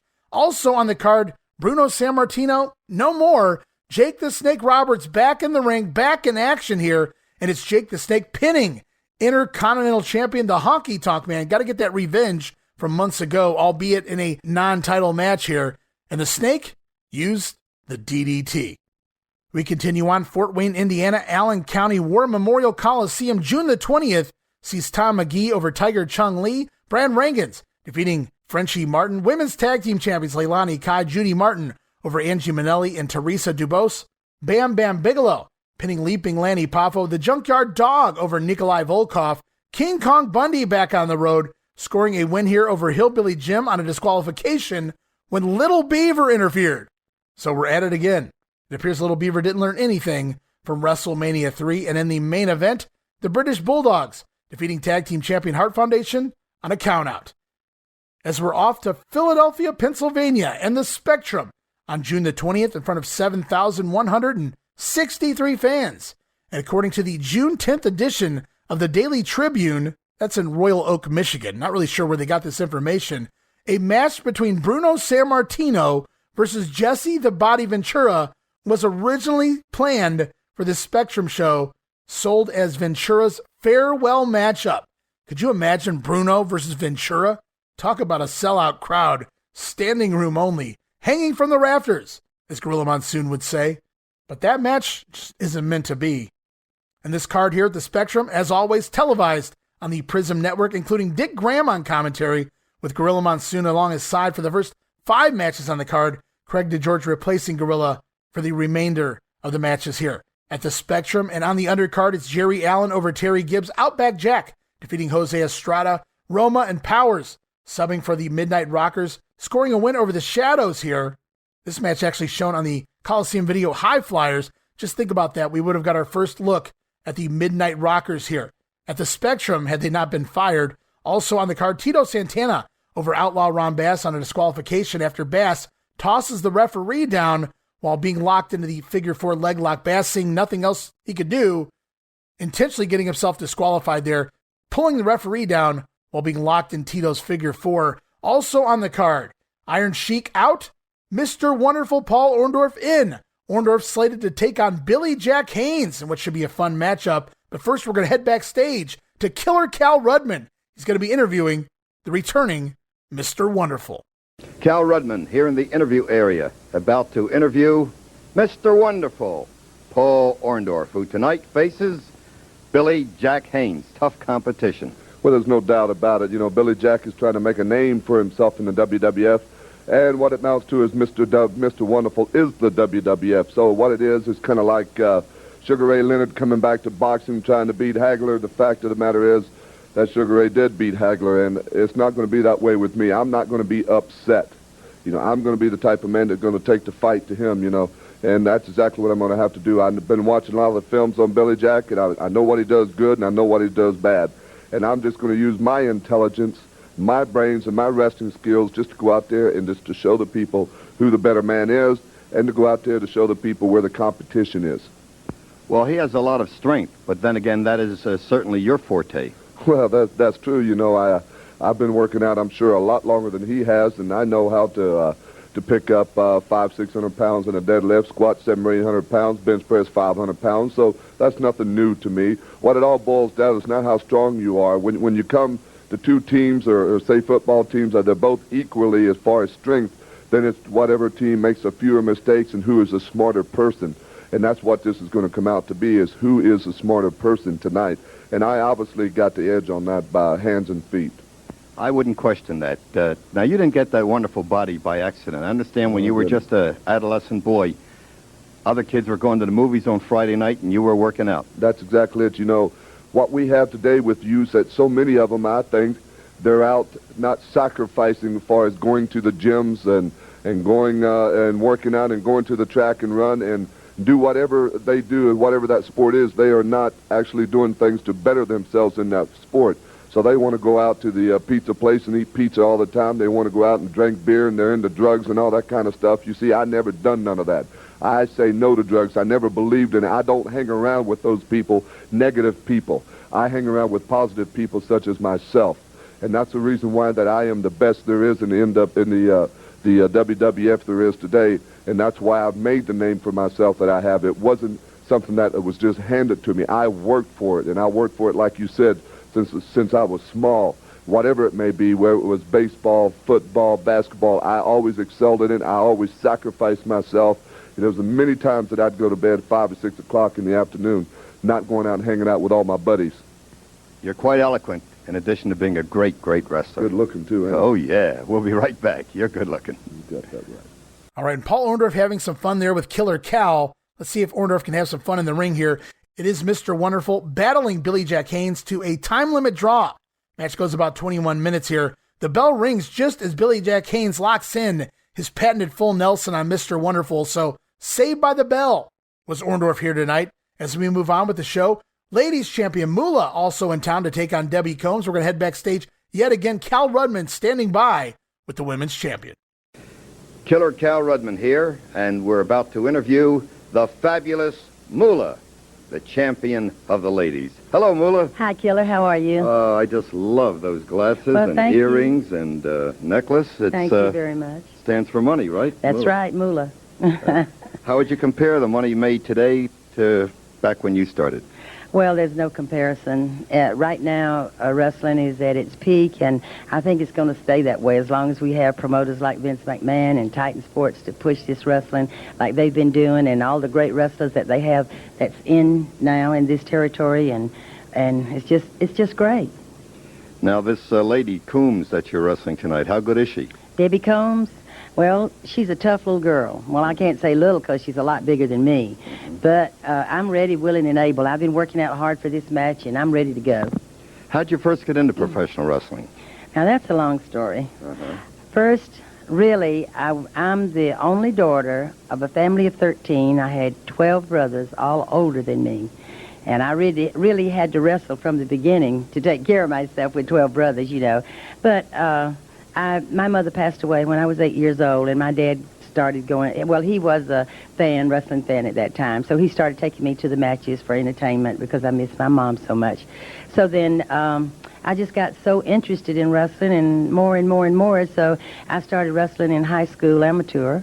So after I got out of high school, my dad gave me a vacation to Johannesburg, South Africa, with my younger brother, who was in boxing at that time, amateur boxing. So I went over there, and I met the promoter, Tiger Simpson. Now, he talked and tried to talk me out of wrestling, and I begged him, please let me wrestle. He said, why? I said, I want to wrestle for the money. So I was small at that time, so the time went on, so finally he gave me a chance at wrestling. So he said, well, why do you want to wrestle? I said, for money. He said, well, we're going to change your name from Lillian Ellison to Moolah. So I carried the name Moolah for a while. Then I met up with the guy named Elephant Boy because I was really too small at that time to wrestle because it was all big girls at that time. So I got with the Elephant Boy, and I became his manager for a while, and then I started gaining weight and working out more and more, and he helped me lifting weights and stuff. So finally I got into professional wrestling, and 2 years from then I won the World Championship in Baltimore, Maryland. Oh, incredible. Okay, we'll see what you do tonight. And we'll be right back. All right, Moolah trying to tell her life story there, just couldn't get it all in. Cal had to cut her off as we head back to the ring to see the women's champion, the fabulous Moolah, scoring a win over Debbie Combs here. And also on the card on his way out, and I never understood this back then, but it all makes sense now, Kamala pinning Ricky the Dragon Steamboat here in the Spectrum. The first time I saw this matchup, I think it was on a Coliseum video if I'm not mistaken, but the first time I saw this, I was absolutely, my mind was blown. Kamala pinned Ricky Steamboat, not because Kamala scored the win so much as Ricky Steamboat doing a clean job to a degree here. Kamala landing the big splash made for a fun match. Also here at the Spectrum, tag team action featuring Hulk Hogan. Remember, he had initially promised a mystery partner here. Well, it is the Olympic strongman Ken Patera. Hulkster and Patera standing by, talking about their upcoming matchup with Hercules and the King Harley Race. Killer Cal Rudman here, interview area. King Harley Race and Hercules, that's the opposition. And meeting them is what you see right in front of you. Well, you know, Killer Cal, usually you're pretty cool about things, man. Been a while since we talked. But I can understand right off the bat wanting to get the Hulkster fired up, talking about the King Harley Race and Hercules, man. Because we've been in the room together for a few minutes. I've been watching you with the makeup on your face, getting the hair all prim and proper, and you just couldn't believe how cool I was, man. Usually when I come to Philadelphia Spectrum, I'm out of my mind. But I got me a big horse right here to pull the load, brother. Everybody knows about Ken Patera. Everybody knows what he did to the Weasel. And I actually feel sorry for Hercules in the King Harley Race. Because this is Philadelphia's real favorite son. This is the strongest man in the world, and for 2 long years, I've seen signs out there that say, we love Ken Patera. Ken Patera, come home. Well, I'm proud to say Ken Patera is my partner. I'm proud to say that I believe in what Ken Patera stands for, and I'm not even breaking a sweat out here. Hulkster's as cool as a cucumber, man, because Hercules, the King Harley Race, and more than anybody, the Weasel is going to have to feel the power of the strongest man in the world. And it's nice to make a heck of a payday and not have to do much, because when this big man's around, he takes care of business, Killer. I know that. You know, the Weasel's family has come a little too far. There's a conspiracy here that's completely out of hand, Weasel. And now you have your henchmen, your thugs. Well, I'm glad to have the Hulkster on my side just to watch my back. And like he says, I'll pull the load because my time is now, baby. And I'm going to tell you something, Weasel. Your men don't have enough weapons in their arsenal to take care of the two of us. And just like when you said that you were going to give me a belt, And so you started whipping me with that strap, and it got hung up around your neck, and when I whipped you across the ring and jerked it back, I wanted to decapitate you, but I did hear your neck go snap, crackle, and pop. And now you got a little ring around the collar. A little ring around the collar. And the king, Harley Race, and Hercules, maybe you two will have a little ring around the collar before the night's over. Well, you know, Killer Cal, don't have to worry about the world's heavyweight title, man. That's going to sit in the dressing room tonight. The only thing I got to worry about is the strongest man in the world. How he's going to dispose of Hercules and the King. You know, I kind of want you to keep him in the ring for a while, man. I don't want you to let him off easy. But whatever we do, Ken Patera, I promise you one way or the other, we'll trick that weasel to get in the ring. And everything he's done to you, the way he set you up, the way he tried to get you out of professional wrestling, will all be taken care of in the Philadelphia Spectrum.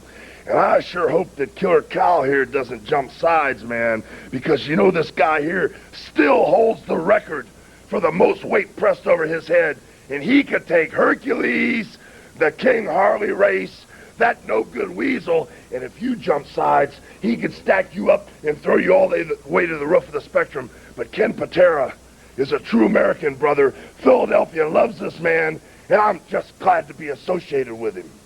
You're going to see it when we come right back. All right, and Killer Cal didn't sound so enthusiastic there. Hogan having a little fun with him to get things going. But here we go with the action. It is WWF Champion Hulk Hogan and Ken Patera defeating the team of Heenan family members King Harley Race and Hercules. Hogan, of course, scoring the pin over Harley Race here after a double clothesline from the Hulkster and Patera. This match out there as part of the Ken Patera story on Coliseum Video. As we move on to South Bend, Indiana, and the Joyce Athletic and Convocation Center, June the 21st, in front of 3,836 fans. Midget tag team action to kick things off. Karate Chris Doobie and Little Coco over the team of Lord Littlebrook and Cowboy Lang. Tom McGee scoring a win over Tiger Chung Lee. Brad Rangans over Frenchie Martin. Bam Bigelow defeats Leaping Lanny Poffo. The Junkyard Dog over Nikolai Volkov. And then we have a couple of WWF title matches lined up. First, it's going to be the Tag Team Champion Hart Foundation taking on the British Bulldogs, Davey Boy Smith and the Dynamite Kid. Let's hear from the challengers. All right, gang, World Wrestling Federation back here in South Bend at Notre Dame ACC. Sunday night, June the 21st. What a card. Now, in a return title defense for the Hart Foundation, it's going to be the British Bulldogs as challengers. This time, gentlemen, though, I think a little added twist here that makes this even more intriguing. The fact that in this return title defense for the Harts, one fall, if the Harts get disqualified, they lose the title in this no disqualification bout. That's very interesting. You know what, Mean Gene? All the people saw last time in South Bend, Indiana, when we wrestled the Hart Foundation on a Saturday night main event, that they got disqualified and we got the first fall, and then we got the second and winning fall. And we thought we'd won the belts, Mean Gene, but the belts got taken away. But now the Hart Foundation, if you get disqualified, the belts go right to the British Bulldogs where they rightfully belong. And let me tell you something, Hart Foundation. Matilda here, well, that was just a sample of what you saw on the Saturday night main event when she went after your manager, Jimmy the Mouth of South Hart. That was just a sample. Next time, Jimmy Hart, it won't be the knees. It's going to be a lot higher. So mark my words, Jimmy Hart, you keep your eyes on Matilda. If I was you, I'd stay back there in the dressing room somewhere where you belong. Doing needlepoint or something. Anyway, here at Notre Dame at the ACC, Dynamite Kid, I think the big thing we should underline, if the Harts get disqualified, they lose the title. They can't run away from this kind of a match. You know something, Mean Gene? The last time we was there, they got disqualified on purpose. They knew what they was doing. Although we got the fall because they got disqualified. Then we got another fall that was 2 straight falls. We won, but we didn't get the belts. Well, let me tell you something, Foundation. This time, if you get disqualified on purpose, we get the championship belts around our waist. If you don't get disqualified, it doesn't matter, because we're going to go in that ring anyway and beat you with a pinfall, 1, 2, 3, or submission. It doesn't matter. We're still going to take these belts. It's a one fall. Remember, if you get disqualified, we take the belts. If you run away, we're going to take the belts. It's a championship match. It's on contract. We're ready to go. We're ready to do the damage that's needed. World War III is coming to South Bend. The British Bulldogs are ready, prepared, and willing to do the damage that's necessary. We are the true champions. We're going to prove it to you people right there. All right, Notre Dame and ACC, get ready. Sunday night, June the 21st. Oh, what a card. And the Bulldogs sound ready for action here, but it is the Hart Foundation retaining their titles, defeating Davey Boy and Dynamite Kid. And then in the main event, the brand new Intercontinental Champion, the Honky Tonk Man, scheduled to take on Jake the Snake Roberts, who is back in action. Let's hear from Honky Tonk and his manager, the Colonel, Jimmy Hart. All right, Gene Okerlund reminding you we're going to be back here in South Bend, Notre Dame ACC, Sunday night, June the 21st. Now here's a return tag team title defense, one fall, no disqualification. The Hart Foundation, Jimmy Hart, I want you to get this straight. To go against the British Bulldogs, if the Harts get disqualified, they lose the title. You know, this is unbelievable. The British Bulldogs are the biggest crybabies in professional wrestling. Whatever they want, Jack Tunney gives them. Look at this stupid rule. This is the most stupid rule I've ever seen in my life. You know, we can lose the belts on this. You're talking about the Bulldogs being crybabies. Gather yourself up, man. You're a mental shambles. I can't believe it. You're going to be just as sorry as they are when this match is over with. All right, thank you very much. You can hear the guitar playing, if you want to call it that, in the background. Honky Tonk Band here on the 21st at ACC at Notre Dame. It's you and Jake the Snake Roberts. Just what I wanted. Just the promoters finally give the Honky Tonk Man something he wanted. You see, Jake the Snake Roberts destroyed the Honky Tonk Man's guitar with his head. And on national television, on WrestleMania, Jake the Snake destroyed another one of the Honky Tonk Man's guitars. And I begged and pleaded with the promoters. I said, please let me do something. Let me get Jake the Snake. And the Colonel Jimmy Hart, he came up with the greatest idea of all time. Saturday Night Live main event. The Honky Tonk Man dressed up like kimchi. Oh, that was and played a tune on Jake the Snake one more time. And I said, I want you now, Snake. You're going to have to go out there. You're going to have to wrestle a Honky Tonk Man. Because I'm not afraid. I'm not afraid of anything. I'm walking the streets in Notre Dame looking for a fight, and I still can't find one. And I won't find one with you, Jake the Snake, on Sunday, June 21st. You better watch out. He is going to unload on you, Honky Tonk. ACC at Notre Dame, Sunday night, June the 21st. And Honky Tonk sounds ready heading into this one, and it is the IC champion Honky Tonk Man scoring a win over Jake the Snake on a disqualification to close out this night here in South Bend.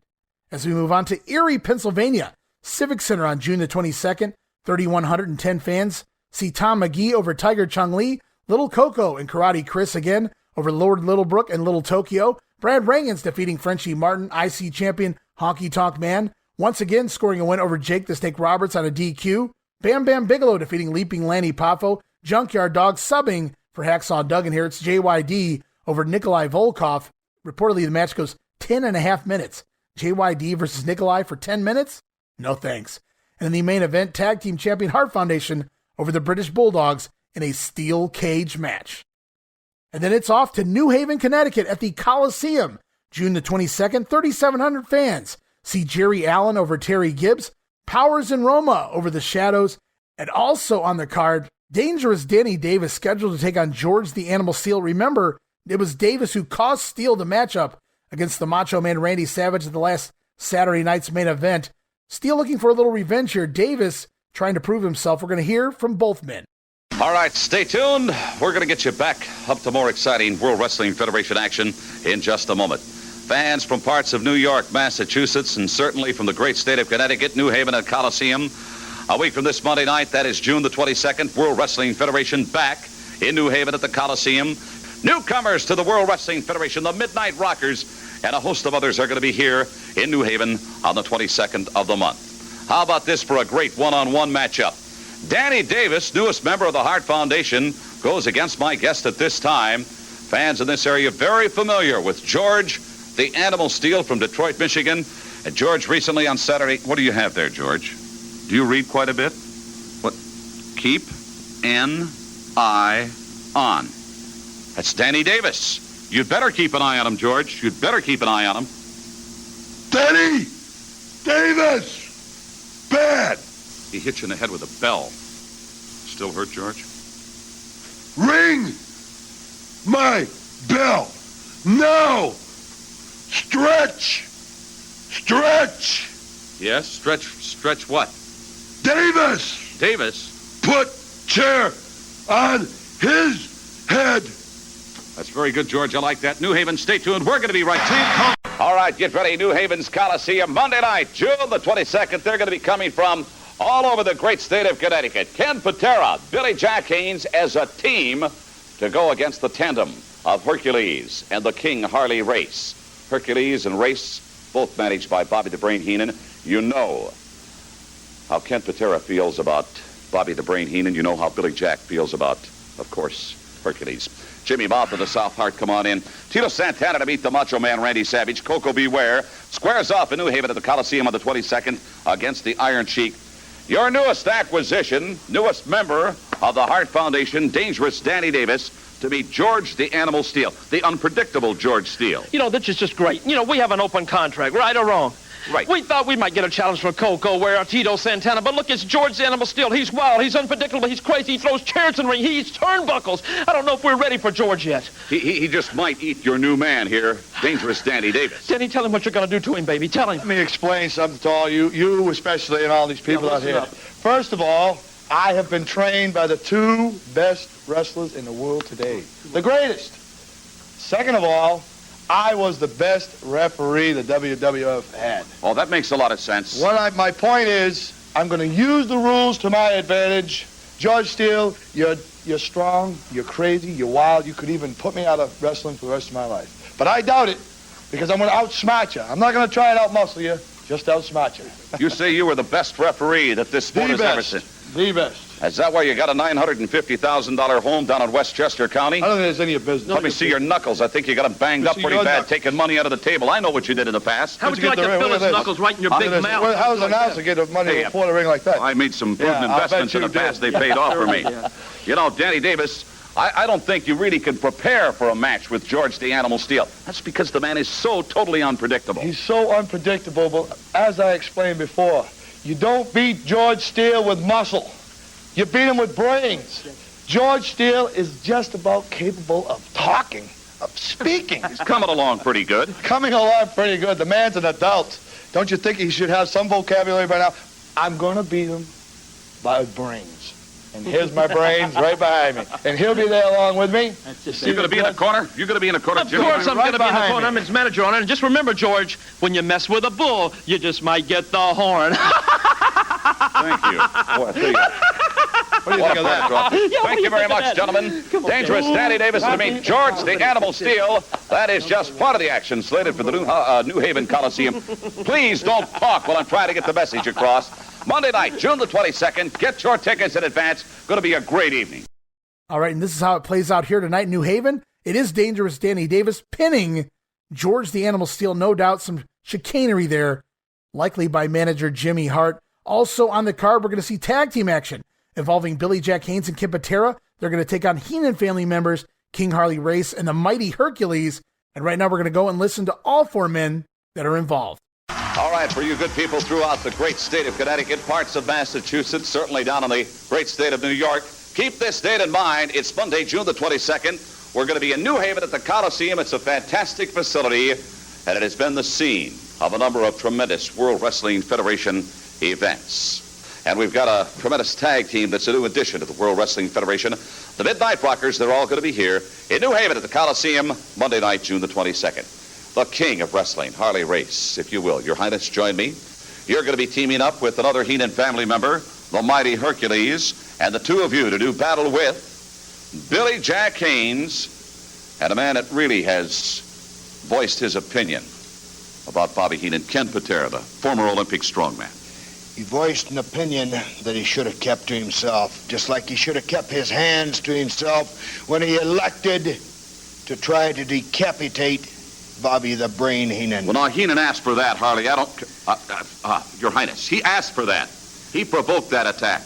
Just like you're trying to stand here and provoke me. No. The same thing with a tie can happen that happened when the jerk put his hands on Heenan, put a belt around his neck, and tried to whip him like you'd take the head off of a snake. Well, let me tell you something, Patera. All you did was incite a group of individuals that you're not ready to deal with. And Billy Jerk, you and Hercules have got a thing that's been going for a long time. So let's get it all settled right here in New Haven. Let's bring it all to a head, and we'll pop it. I'll guarantee you this, Ventura, when they unlocked that cell and let you out was a mistake on your part. You're going to regret for the longest day that you ever lived that you put your hands on Mr. Heenan. You'll be calling him Mr. Heenan when it's over. All right, I thank you very much, Harley. Appreciate your... What? Your Highness, the King. I've said it all. New Haven, get ready at the Coliseum. You better keep saying it that way. Thank you, Your Highness. That's the 22nd of June. Don't miss it. All right, hi again, everybody. Gene Okerlund reminding you, fans of the great state of Connecticut, New Haven at the Coliseum Monday night, June the 22nd. The World Wrestling Federation back at that great facility.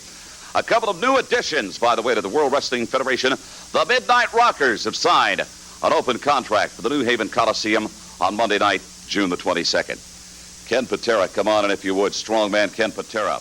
You are back in the World Wrestling Federation in New Haven on the 22nd of June. You're going to be teaming up with Billy Jack Haynes, very strong man, much like you, going up against Hercules and the King Harley Race. Hercules and Race, both members of Bobby Heenan's family. That's right. My old nemesis. I'm going to tell you, Weasel. Don't refer him as Bobby Heenan, please. It's the Weasel and the Weasel family. The two of them are stepping behind their man to defend their man's honor. Well, everybody saw what happened last time we were in New Haven, didn't they, Hercules? I had you squeezed. I heard the spine go snap, crackle, and pop. And the self-proclaimed king of professional wrestling, Harley Race, had to jump in the ring and save you. Well, my good friend Billy Jack Haynes just happened to be there. And what'd we do? We cleaned house. But we left just a little bit left undone. And that's what we're going to do right now. We're going to get the job done by finishing both of you off. And I want to see the Weasel there. Oh, I want to see the Weasel there. I want to see a little ring around the collar is what I want to see. And Harley Race and Hercules, maybe you'll have ring around the collar too. All right, it's going to be Ken Patera, Billy Jack Haynes meeting a couple of members of the Heenan family, Race and Hercules, New Haven, Monday the 22nd. All right, New Haven's Coliseum a week from this Monday night. That's Monday night, June the 22nd. Also here in New Haven, the Midnight Rockers for the very first time are part of the World Wrestling Federation. Should be a great one. Come on in. Hercules, the King, Harley Race, both members of the Bobby Heenan family. Gentlemen, here in New Haven at the Coliseum Monday night, June the 22nd, it's going to be Billy Jack Haynes and Ken Patera. Patera, for the record, Hercules, a former Heenan family member. It's not the case anymore. You know, this is a classic case of biting the hand that feeds you. Ken Patera, you gotta be no good to do something like that. You know what I want you to do, Ken Patera? I want you to sit down and talk to Billy Jack Haynes. Get some of his wisdom. Let him tell you how I beat him at his own game. Now I showed the world that I'm the master of the full Nelson. Let him tell you about the beatings I've given him. Let him tell you how bad he's been hurting. And then you'll know, Ken Patera, that you've made the biggest mistake of your life to step in the ring with the King and the mighty Hercules. You're gonna see the family in all its glory in New Haven. You two wolves are gonna pay the price. Billy Jack Haynes, it's far from over. Between you and me, Ken Patera's just starting and it's gonna end right here. All right, the King, Harley Race, welcome back to New Haven. Yes, you and Hercules to meet Patera and Billy Jack Haynes. Let me tell you something, Patera. You did the worst evil that any human being could have done to an individual that led you from absolutely nothing, came out of the Olympics with a couple of little old medals. Can you feed your family with medals? You better hope you can. Because after New Haven, Connecticut, medals are the only thing that you're going to have left. Billy Jack Haynes, you're going to be back in those streets of Oregon. You won't be muscling around and punching a couple of punk kids anymore. You'll be around with that little tin cup, jingling it around with change in it, hoping that people are going to put more. Because when you step in the ring with the Hercules and the King, you're going to get taught a wrestling lesson. Guaranteed fact. All right, New Haven at the Coliseum, Monday night, June the 22nd, the World Wrestling Federation. Coco Beware on the card, the Midnight Rockers, and a host of other World Wrestling Federation superstars. All in New Haven at the Coliseum, Monday night, June the 22nd. Billy Jack Haynes teaming up with Ken Patera. They're going to be going against Hercules and Harley Race, the King. Both of them members of the Bobby Heenan family, Ken Patera. Let me make a correction here. The Weasel family. Well, you call that a family? It's a bunch of hoodlums, a bunch of gangsters, bunch of goofs. I'm going to tell you, Weasel, I didn't get the job done when I had that strap around your neck, but I did hear your neck go snap, crackle, and pop. Well, it's all going to start all over again, Hercules and King Harley Race. I got a man here that's going to stand behind me 110%. Unlike you, Weasel, when the going got tough, you took a hike. Well, tough times last. Or don't last, I should say, but tough people do, and here's one of the toughest people in wrestling along with myself. And if you two geeks want to stand behind your Weasel and defend his honor, well, just bring it on. All right, tough men do indeed endure, Billy Jack Haynes. Gene, Ken and I have a lot in common. We both paid our dues. The main thing we have in common is the Heenan family. You know, what Hercules done to myself, and everybody witnessed in New Haven last time what happened when Harley Race ran the ring when he had Hercules beat. Now, we don't care, Ken and I don't care if it ends up in downtown New Haven, Connecticut, but June 22nd, bring the ambulance on in, because Ken and I are going to destroy the Heenan family, brother. It's going to be a war, baby. That is a week from this Monday night, New Haven's Coliseum, World Wrestling Federation back in movies. All right, a few promos there with King Harley Race, Ken Patera, Hercules, and then Haynes and Patera together. And when we get to the ring, it is Billy Jack Haynes and Olympic strongman Ken Patera defeating the team of Hercules and Harley Race, Patera scoring the win there over the King. Also on the card, we were slated to see the Birdman Koko B. Ware take on the likes of the Iron Sheik. As you guys know by now, no longer with the company, so it's going to be actually Koko B. Ware taking on the magnificent Muraco, but that doesn't stop us from playing this soundbite. Here's Koko B. Ware, ready for action. All right, gang, throughout the great state of Connecticut, Gene Okerlund reminding you we're going to be back in New Haven at the Coliseum Monday night, June the 22nd, for a phenomenal World Wrestling Federation card. Here's one I like a lot. Ken Patera teaming up with Billy Jack Haynes, the two of them, to meet members of the Bobby Heenan family, Hercules and the King Harley Race. George take it easy, Frankie. George the Animal Steel to meet Danny Davis. Tito Santana squares off against the Macho Man, Randy Savage. Frankie B. Ware, come on in with Koko B. Ware coming up here on the 22nd in New Haven, none other than the Iron Sheik. Well, you know one thing, Mean Gene. You see, every time I'm in New Haven, brother, the people that getting behind the Birdman, they've been chatting Bird. They've been behind Frankie. They've been behind everybody. They're right there in New Haven, brother. I love coming to New Haven, brother, because it's hot, brother. And when you're hot, you can't be stopped. And I'm going to tell you one thing, Mr. Iron Sheik, brother. I want you to be in the best shape of your life, brother, because I know you're so big, and I know you're so tall, brother. I know because, you see, I'm going to have to watch you. I'm going to have to dodge and duck, because I might be in serious trouble. You know, this Iron Sheik is a man that really cannot be trusted. His integrity is in a great deal of question. Well, that's right, Mean Gene. Yeah. But you see, I understand where the Mr. Sheik is coming from. But usually, you see, he don't understand where the bird comes. Because I love to fly, Mean Gene. I love to move and groove. I love to have a hallelujah time, brother. Because I'm going to come in moving and grooving. So if you want to beat the bird, you're going to have to catch the bird. Isn't that right, Frankie? You know what? I bet the Iron Sheik breaks out in a cold sweat. And that's right. I'm telling you, he's going to break out with a cold sweat right there in New Haven, brother. Because I feel good. Good. Come on. New Haven at the Coliseum, Monday, the 22nd. Thank you to... And with the Iron Sheik out, Koko B. Ware defeating the magnificent Muraco in his place. And also on the card, main event, interesting one, Macho Man Randy Savage scheduled to take on Tito Santana, two former IC champions. In fact, it was Savage defeating Tito back in early 86. Gorilla Monsoon will never let us forget that. But before we get to the action, let's head back to a promo with Tito Santana. All right, stay tuned. We're going to get you back up into the ring here in just a moment or two for more exciting World Wrestling Federation action. New Haven Coliseum, fans throughout Connecticut, mark down this date. It is going to be Monday, June the 22nd, and what a card. And newcomers to the World Wrestling Federation, the Midnight Rockers. Are they exciting? Are they electrifying to be part of this great card?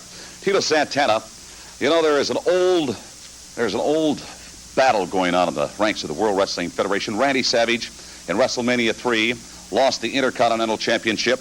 But back on February 8th of 1986, he did you in for that very same title in Boston, Massachusetts. And now the two of you have an opportunity to meet without a belt on the line. Well, that's exactly right, and you know, Savage, how does it feel? Not very good, does it? Doesn't feel very good. How do you think I felt when the belt was robbed from me, Savage? Well, this is not a title match. This match, there's a lot of pride involved, Gene. And a chance to get back on top of the ladder, Randy Macho Man Savage. And I have seen a lot of champions lose their belts and not be able to come back. And that's exactly what I'm going to try to do, Mean Gene. I'm going to put the boots to Savage and just enjoy watching you.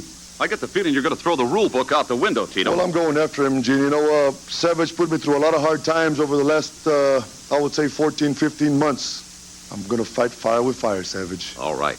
Arriba! New Haven, the Coliseum, Monday night, June the 22nd. Tito Santana to meet the Macho Man right here. And Santana sounded ready for this one, but it is the Macho Man scoring the win here in New Haven in the main event over Tito Santana. And we continue on to Indianapolis, Indiana, Market Square Arena, June the 23rd, in front of a sellout 10,555 fans. All come to see a WWF Superstars taping here. Going to take a look at some of the happenings going on here in this Superstars taping. And according to the Hitman's book, his biography, it was prior to this taping that the WWF implemented its very first drug testing here. And we'll touch on it more upcoming on the July news edition of The Grenade. But 2 men are suspended here for testing positive for cocaine, that being Jake the Snake Roberts and B. Brian Blair. And I do believe there's a third, though it's not really talked about a whole lot. And we'll touch on that again on the July news edition of The Grenade. But Jake Roberts and Brian Blair, Jake Roberts just gets back into the ring and he's suspended for failing the drug test. And Jake's talked about that before. He felt he was set up, not by the WWF, but by another wrestler or maybe even an agent, someone who convinced him, persuaded him. I don't know that they had to twist his arm, but they talked Jake into doing some cocaine the night before this taping. And the Snake, well, he's suspended, as is Killer B, Brian Blair. Also here in a dark match, Ravishing Rick Rude defeating Jerry Allen. The Dingo Warrior at his first taping, defeating Jose Estrada with a running clothesline here. This match, you can actually find Dingo Warrior over Jose Estrada on the WWE Unreleased DVD set, covering many unreleased matches from 1986 to 1995. Also here on this Superstars taping, it's the Rougeaus brothers and Brutus Beefcake over the team of Johnny V and the New Dream Team here. This 6-man tag team match shown on the Best of the WWF Volume 14 on Coliseum Video. Also here in a dark match, WWF Champion Hulk Hogan defeating the King Harley Race, and also to air on the July 13th edition of Primetime, it's the Islanders, now with manager Bobby the Brain Heenan, scoring a victory over Jimmy Powers and Scott Casey. Hey, where's Paul Roma?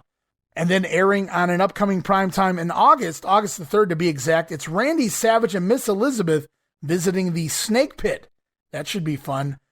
Then we'll look at just a few of the little headliners here as far as airing on TV. The July 4th edition of Superstars will see Killer Khan in a rematch. Remember the first time he went out here against Outback Jack. The match never got started. Killer Khan attacking Jack, choking him out before the bell.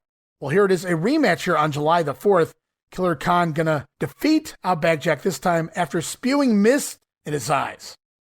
Outback Jack just can't get a break here. Also on the July 11th edition, who has the better body, Butch Reed or Superstar Graham? That feud will begin here in the month of July. Also, Brutus Beefcake going to sit in for some guest commentary during a New Dream Team match. Going to see the barber head to ringside and cut a little snippet of hair off his former partner, Greg the Hammer Valentine. And I found this interesting on the card as well for July 11th. Junkyard Dog teaming with Hillbilly Jim and Billy Jack Haynes, defeating the team of the Outlaw Ron Bass, Don Muraco, and Cowboy Bob Orton on a countout when Muraco and Orton begin arguing and pushing each other outside on the floor. The dissension between Orton and Muraco continues on. And here's a few other notes, these taken by Dave Meltzer here for the June 23rd Superstars taping. His notes are that Chavo Guerrero was there helping with the Spanish broadcast team, and the Jumping Bomb Angels from the Japanese women's promotion appeared at a televised match in Louisville here. We're going to talk about that in just a minute, the Wrestling Challenge tapings. Meltzer also stated that there was more heat put on the Muraco-Orton split up, and it's apparent that Muraco will now be the babyface. It's also reported that Ricky the Dragon Steamboat no-showed both TV tapings here on Superstars, and the next night at Wrestling Challenge, he was scheduled for dark matches, so it appears he's already on his sabbatical. And of course, as we already talked about, Killer Khan now spewing green mist at his opponents here as they try to heat up the character for Hulk Hogan in the months of July and August on the house shows. As we move on to a Wrestling Challenge taping, Louisville, Kentucky at the Louisville Gardens. Jerry Jarrett couldn't have been happy about that. June the 24th, in a sellout of 5,761 fans, all come to see the Can-Am Connection defeat the Tag Team Champion Hart Foundation on a DQ, World Champion Hulk Hogan teaming with Ken Patera again over Harley Race and Hercules, ravishing Rick Rude, defeating Jerry Allen, the Dingo Warrior scoring a win over a quote-unquote unknown, Bam Bigelow over Iron Mike Sharp, and Bigelow here as of June the 24th, now working as a babyface. So you see Ricky Steamboat gone, Jake Roberts injured and now suspended, Hacksaw Duggan fired from the company, so they begin to make a few moves here. We know Randy Savage is going to go babyface. Well, Bam Bigelow had been groomed as a heel, but now overnight becomes a babyface, scoring a win here over Iron Mike Sharp. All of those dark matches. Then from there, we're going to see it on an upcoming primetime, July the 13th. It's IC champion Honky Tonk Man defeating George the Animal Steel on a countout. This was actually scheduled to be Ricky the Dragon Steamboat. This was Steamboat's return match with the Honky Tonk Man for the IC title. But instead, remember, Steamboat no-shows, so it's the Honky Tonk Man going over on George the Animal Steel, albeit on a countout. Also, as part of the challenge tapings here, going to air on primetime for July 20th, the Jumping Bomb Angels have arrived, defeating the women's tag team champions Judy Martin and Leilani Kai, albeit in a non-title matchup. Jumping Bomb Angels, can't wait to see them in action. Then just a few notes for the upcoming Wrestling Challenge tapings. Airing on July 5th, Craig DeGeorge going to be interviewing Danny Davis, who seems to be working into a feud with the new special enforcer referee, Mr. T, of all people. And that's all the notes I got coming out of the Wrestling Challenge taping. Again, we'll cover all of that in length when we get to July of 1987 in the WWF. But for now, we're here in June 25th, State Fair Coliseum, Jackson, Mississippi, in front of 2,086 fans. Sees Bam Bigelow over Sam Houston. So Bigelow still a heel here on the house shows. Bigelow over Houston. And the Killer Bees going solo here tonight as Jumping Jim Brunzell scoring a win over Frenchie Martin, while B. Brian Blair, the not yet suspended Brian Blair, getting a win here over Outlaw Ron Bass. It's noted that they did a masked switch here. So maybe the Killer Bees counteracting the branding iron or Miss Betsy of Ron Bass. But both Killer Bees successful in singles wins here in Jackson, Mississippi. Also on the card, SD Jones pinning Mr. Fuji. Fuji a substitute for the King Harley Race. SD Jones over Mr. Fuji. What is this, the 1970s? Also, Macho Man Randy Savage over Billy Jack Haynes. Ted DiBiase scoring a win over the one-man gang. Kamala defeating Jake the Snake Roberts on a countout. And WWF Tag Team Champion Hart Foundation over the Can-Am Connection in the main event. Then it's off to Long Island, New York in the Nassau Coliseum, June the 25th, 3,016 fans to witness Sibiafi over Shadow number 2. Cowboy Bob Orton defeating Leaping Lanny Poffo. The Magnificent Muraco over Outback Jack. King Kong Bundy defeats Hillbilly Jim. The Junkyard Dog over the Natural Butch Reed. And it's the Islanders scoring a surprise win over the British Bulldogs here. We'll also see women's tag team champions Leilani Kai, Judy Martin over the Jumping Bomb Angels, Norio Tateno and Itsuki Yamazaki. Also on the card, Ken Patera looking for revenge against the mighty Hercules. We're going to hear from both sides. All right, hi again, everybody. A little reminder, we're going to be out on Long Island, the Nassau Coliseum, this coming Thursday night with phenomenal World Wrestling Federation action. Out on Long Island on Thursday night, you're going to be seeing Hillbilly Jim square off against King Kong Bundy. By the way, in the corner of the Hillbilly will be the little shaver, little beaver. Of course, he was in WrestleMania 3. British Bulldogs, former tag team champions, to square off against the Islanders, Haku and Tama. And by the way, it should be pointed out, the Islanders are now managed by Bobby the Brain Heenan. Junkyard Dog and the Natural Butch Reed and Hercules come on in out at the Nassau Coliseum on Thursday night. You're going to be going against strongman Ken Patera, who has little or no love for Bobby Heenan and any member of his family. Well, that's too bad, Mean Gene. That's too bad for you, Ken Patera. You know, I've been waiting for this one for a long, long time. There's not 1 second out of every minute, out of every day, Ken Patera, that I haven't been thinking about you, that I haven't been in that gym training and thinking about you. You know, you got a lot of medals. You're a powerlifting champion. You're an Olympic champion. And you're supposed to be a real tough guy. Well, you know, that don't scare me. Ask Billy Jack Haynes what I do to real tough guys. Ask all the people that were there the last time in the Nassau County Coliseum what I do to tough guys. Ken Patera, you made the biggest mistake of your life when you laid your hands on Bobby Heenan, because all his pain, all his agony, all his humiliation, it will be nothing compared to the pain and the agony that the mighty Hercules is going to rage on you. Out on Long Island this coming Thursday night. Hold the phone. Tell them I'll be right there, and we're going to be right back. All right, folks, we're going to be out on the island, out at the Nassau Coliseum on Thursday night. Boy, I can't believe how much exciting World Wrestling Federation action you're seeing right now in the New York City area. Fans out to the east of us, the British Bulldogs to meet the Islanders. Come on in, not the New York Islanders. These are the other Islanders. Ken Patera, Thursday night at the Nassau Coliseum. It's Hercules from the Bobby Heenan clan. You know, I love this. That's why I have a smile on my face. I love the fact that Hercules is one of the Weasel family, and he's going to prevent me from going up the ladder in the World Wrestling Federation. Well, I'm going to tell you, Hercules, you say when you need that extra strength that you reach into the heavens and pull it out. Well, you're reaching into a mythical heaven, boy. In other words, your strength is a myth. It is not real. It does not exist. You're looking at the world's strongest wrestler, and I'm going to prove it to you. But just in case that the thunderbolts do strike out of the heavens, I'll snatch them in either hand and beat you over the head until the crimson bleeds, and you're laying there, and the referee goes 1, 2, 3, and that's when I'm going to start doing the dirty work. That's when I'm going to start putting black and blue and lumps and bumps all over your watermelon head, and then you can crawl back to the Weasel. All right, out of Long Island, Uniondale. The Nassau County Coliseum this coming Thursday night from top to bottom. It's going to be a phenomenal World Wrestling Federation card. All right, and here in Long Island, it is Ken Patera defeating the mighty one Hercules, doing the job here for the Olympic strongman in Nassau County, as we're off to Pittsburgh, Pennsylvania, and the Civic Arena on June the 26th, in front of only 3,666 fans.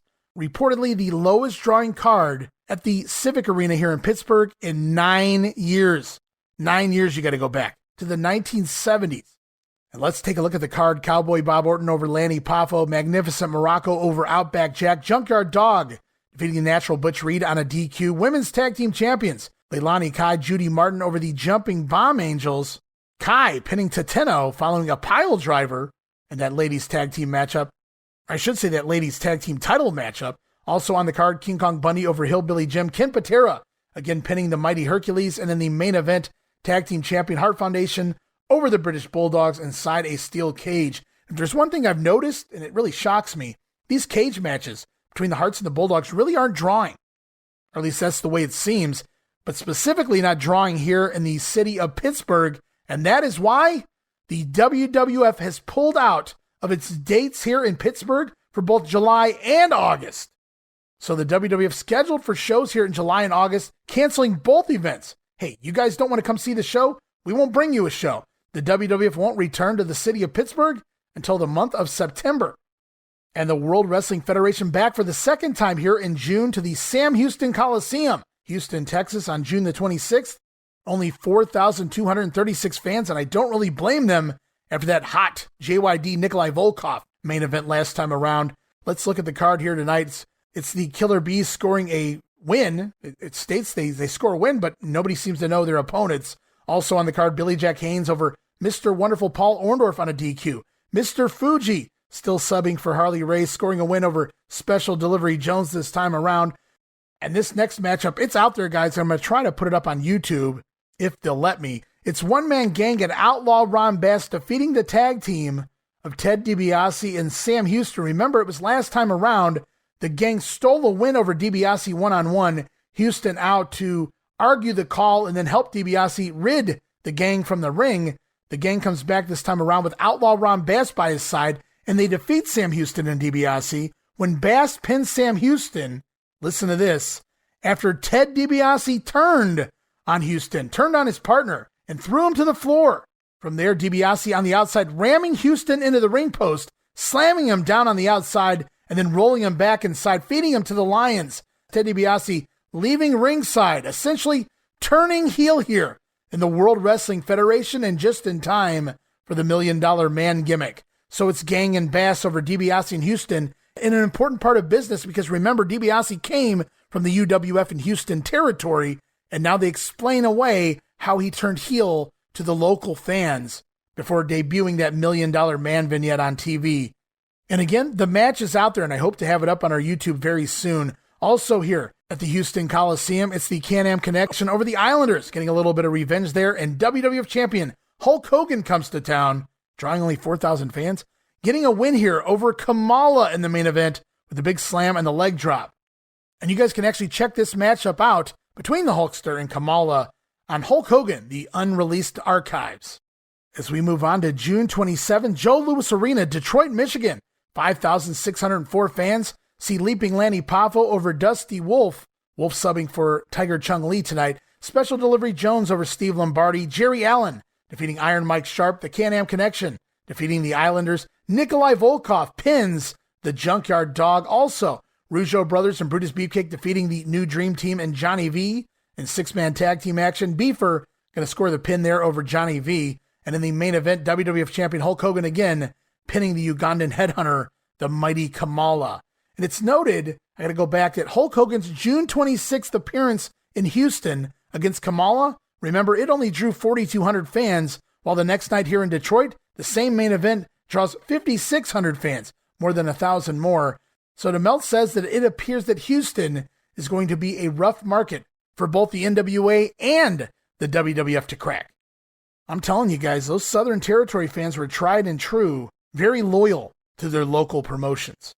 As we stick with June 27th, Baltimore, Maryland at the Baltimore Arena, 3,500 fans. It's Jumpin' Jim Brunzell over the Outlaw Ron Bass, the Bulldogs, defeating Muraco and Orton. Mr. Wonderful Paul Orndorff scoring a win over Ken Patera. Also, Macho Man Randy Savage. Well, listen to this matchup, guys.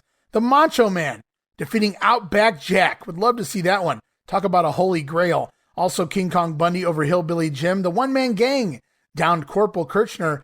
Demolition defeating Tag Team Champion Hart Foundation on a countout. Wow. Demolition and the Hearts. Battle of the Heel Tag Teams for the tag team titles, no less. Sounds like a fun night overall. And in the main event, Bruno Sammartino scoring a win in a $50,000 Battle Royal. Demolition versus Hearts. Battle of the Heel Tag Teams here. We get to see Randy Savage versus Outback Jack on the undercard.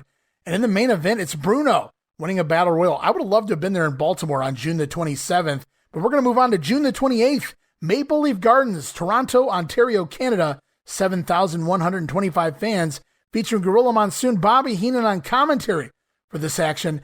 And once again, Ken Patera billed to appear here tonight, even though he's legally not allowed in Canada. And the WWF continues to bill Patera for each and every card here in Maple Leaf Garden. Makes you wonder why. As we're off to the action here in Toronto, Outback Jack over Johnny K9, Hillbilly Jim defeating Steve Lombardi, Tag Team Champion Hart Foundation defeating the Rougeaus brothers. And in a match aired on International Wrestling Challenge, Killer Bees defeating the New Dream Team. Different matchup there. Also, King Kong Bundy over Corporal Kirchner. And I should mention that Kirchner going to finish up here with the WWF tonight in the Maple Leaf Garden. Also on the card, Billy Jack Haynes defeating Outlaw Ron Bass on a DQ. Bass using his new bullwhip, Miss Betsy, as a weapon during this matchup, then once again tossing the referee to the mat. Billy Jack Haynes picking up the DQ win there over the Outlaw and Miss Betsy. Also on the card, Brutus Beefcake continues to defeat Lush's Johnny V. After the match, another little snip of hair off of the head of Lush's Johnny before Beaver spray painting his former manager's hair pink. And to close out the night, perhaps the drug test hadn't come back yet, B. Brian Blair gonna win a 20-man, $50,000 battle. Wait a minute, that's Canadian currency or American currency? Because American currency back then, anyway, was double Canadian. Maybe this should have been a $100,000 Canadian Battle Royal, but nevertheless, B. Brian Blair scoring the win here in this 20-man Battle Royal, last eliminating Bret the Hitman Hart. And we're going to go back and look at the last bit of action here in this Battle Royal. We're going to go back to the final 7 men in the ring. And right away, the next 3 men out in rapid succession within 16 seconds of each other. We're going to see Kamala get eliminated by Billy Jack Haynes, and then it's Haynes quickly eliminated from behind by the one-man gang, and then one-man gang eating a double dropkick by the Killer Bees, and he's out. All of those eliminations within 16 seconds of each other there, and then we're down to the final 4, which just happens to be the Killer Bees and Tag Team Champion, the Hart Foundation. As Blair and Brunzell put on their masks, Blair eliminated by the Hart Foundation here. And then from there, it's Neidhart eliminated by Jumping Jim Brunzell, coming down to the Hitman and Jumping Jim. But moments later, Jim Neidhart back up on the apron to argue with the referee, with Bret Hart throwing Brunzell over the top rope and out to the floor. It appears the Hitman had won the match, but it all happened behind the referee's back. Meanwhile, Brian Blair, also in a mask, sliding back in the ring, replacing Jim Brunzell. Brian Blair then eliminating Bret Hart from the matchup, illegally winning the match. Sound familiar? Well, it should. Remember, Stone Cold did the same thing to the Hitman in a Royal Rumble once upon a time. And after the bout, the Killer Beast celebrated with the winner's trophy and that $50,000 check. And as mentioned, Ken Patera originally scheduled to take on, I do believe, Killer Khan for this card, but neither man shows up here. As we move on back to the States, Battle Creek, Michigan at the Kellogg Arena on June the 28th sees SD Jones over Shadow number 1, Can-Am Connection over the Islanders, Women's Tag Team Champions Leilani Kai, Judy Martin defeating the Jumping Bomb Angels. Shadow number 2 going to score a win here over Leaping Lanny Poffo. Ted DiBiase will pin Dusty Wolf. And then after the bout, DiBiase inviting a fan in attendance to come in and kiss his foot for a $100 bill. Now, a couple things here. First of all, this footage exists. This is the first bit of footage I can think of Ted DiBiase playing the $1 Million Man character. He actually invites a fan in, and they do play this on WWF TV, having the fan kiss his foot at the house show for a $100 bill. But the catch is, it's no ordinary fan. We're in Battle Creek, Michigan, guys, and we see a teenage Rob Van Dam. Should have done the thumb points with that, huh? Rob Van Dam entering the ring to kiss the feet of the $1 Million Man for $100. So RVD in the WWF all the way back in 1987. You can't write this stuff, guys. Also on the card, George the Animal Steel over Nikolai Volkov. And in the main event, Jake the Snake Roberts pinning Intercontinental Champion Honky Tonk Man in a non-title matchup with the DDT. Story being, this match was signed before the Honky Tonk Man won the title, and thus the title was not on the line here. But Jake getting a pinfall victory as we move on to Uniontown, Pennsylvania at the high school gym on June the 29th. 850 fans sees Sam Houston over Terry Gibbs, Roma and Powers over the Shadows, Coco Beware defeating Kamala on a disqualification, the Dingo Warrior subbing here for Tom McGee, defeating Steve Lombardi. And DeMeltz notes that Dingo Warrior appearing here in Uniontown on June the 29th means that Jim Hellwig, the Warrior, skipped his tour of New Japan. Now Meltzer goes on to say, which isn't New Japan's loss, but it was also during this time period that Inoki was planning to gift Warrior the gimmick of Big Van Vader. Yes, Jim Hellwig was the original man pegged to play Big Van Vader, but he turns it down here for a run with the World Wrestling Federation as the Ultimate Warrior. Leon White will go on to play the Big Van Vader character. Fun little note there. Also here in the main event at the high school in Uniontown, it's Demolition defeating the British Bulldogs. As we move on to Montreal, June 29th at the Forum. Now, I don't have results, but again, it's Jake Roberts taking on IC champion Honky Tonk Man. We've seen a couple of results here between these two men. We've seen Jake pin Honky Tonk a couple of times. We've also seen Honky Tonk take a count out, I do believe. Either way, as we know, Honky Tonk Man got to retain that IC title. Also on the card, we talked about this earlier when we broke it down. It was the team of Brutus Beefcake and the Rougeaus going at the New Dream Team and Pat Patterson. Now, we don't have results for that one, but I'd love to have them. If there's any Quebec fans out there that attended this show or know the results, please get a hold of me. And Richard Land, for that matter. And as we get down to the nitty-gritty here, just a couple of cards left here. On June the 30th, going to close out the month of June, Sacramento, California at the ARCO Arena.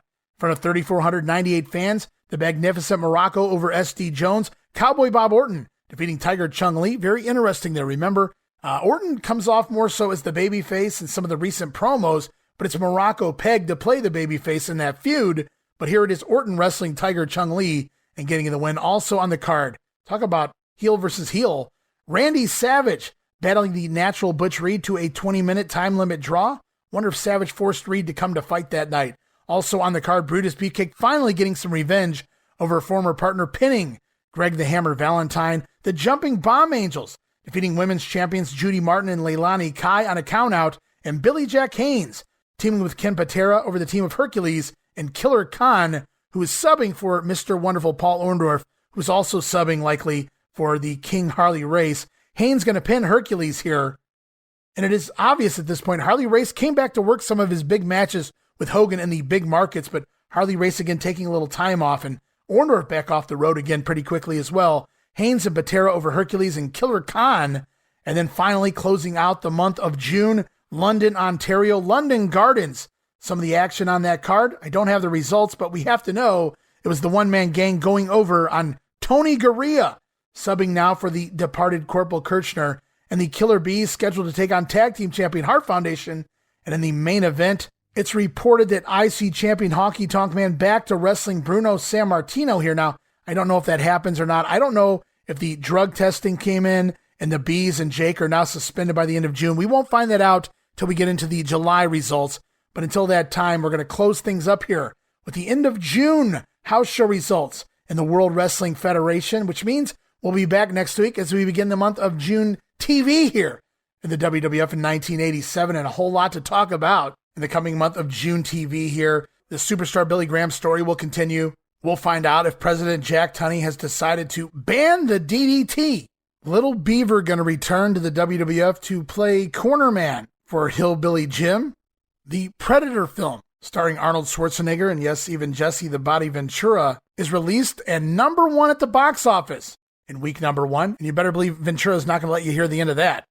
The Junkyard Dog will make his return to WWF TV for the first time since WrestleMania 3. The Orton and Muraco situation will continue. And of course, as you guys all know by now, we're going to have a brand new Intercontinental Champion in the form of the Honky Tonk Man. We're going to talk about that match against Ricky Steamboat and a whole lot more, plus Soundbites Galore here next week on The Grenade as we continue on with June 1987 in the World Wrestling Federation by reviewing some of the TV. Promotional consideration paid for by the following. The First Alert rechargeable flashlight never needs batteries and is always ready to shine. First Alert, because your family comes first.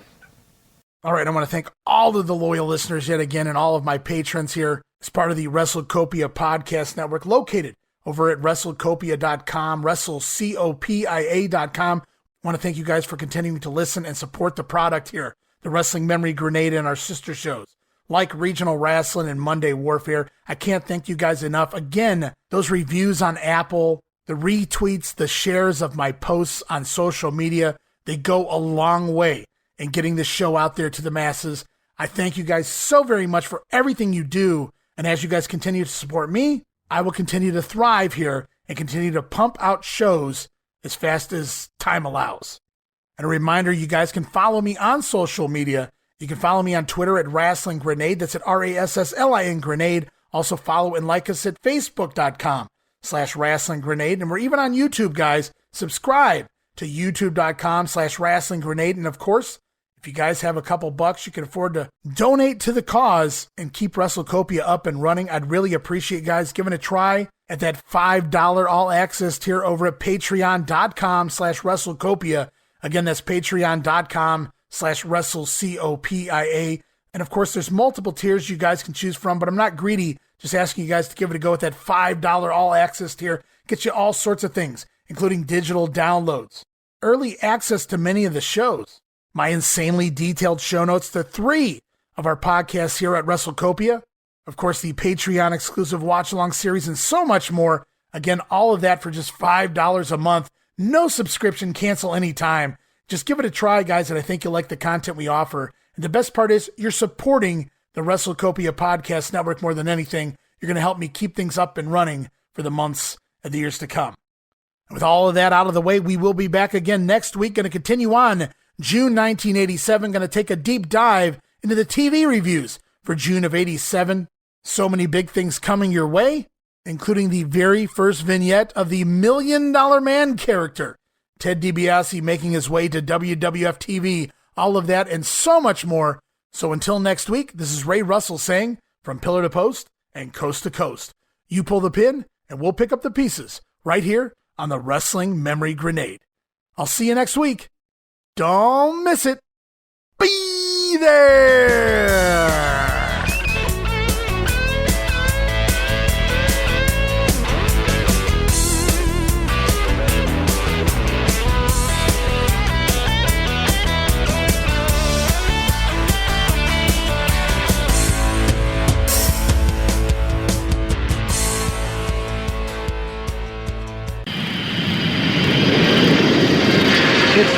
Wrestling Federation on tour. Be a part of it when it comes to your area.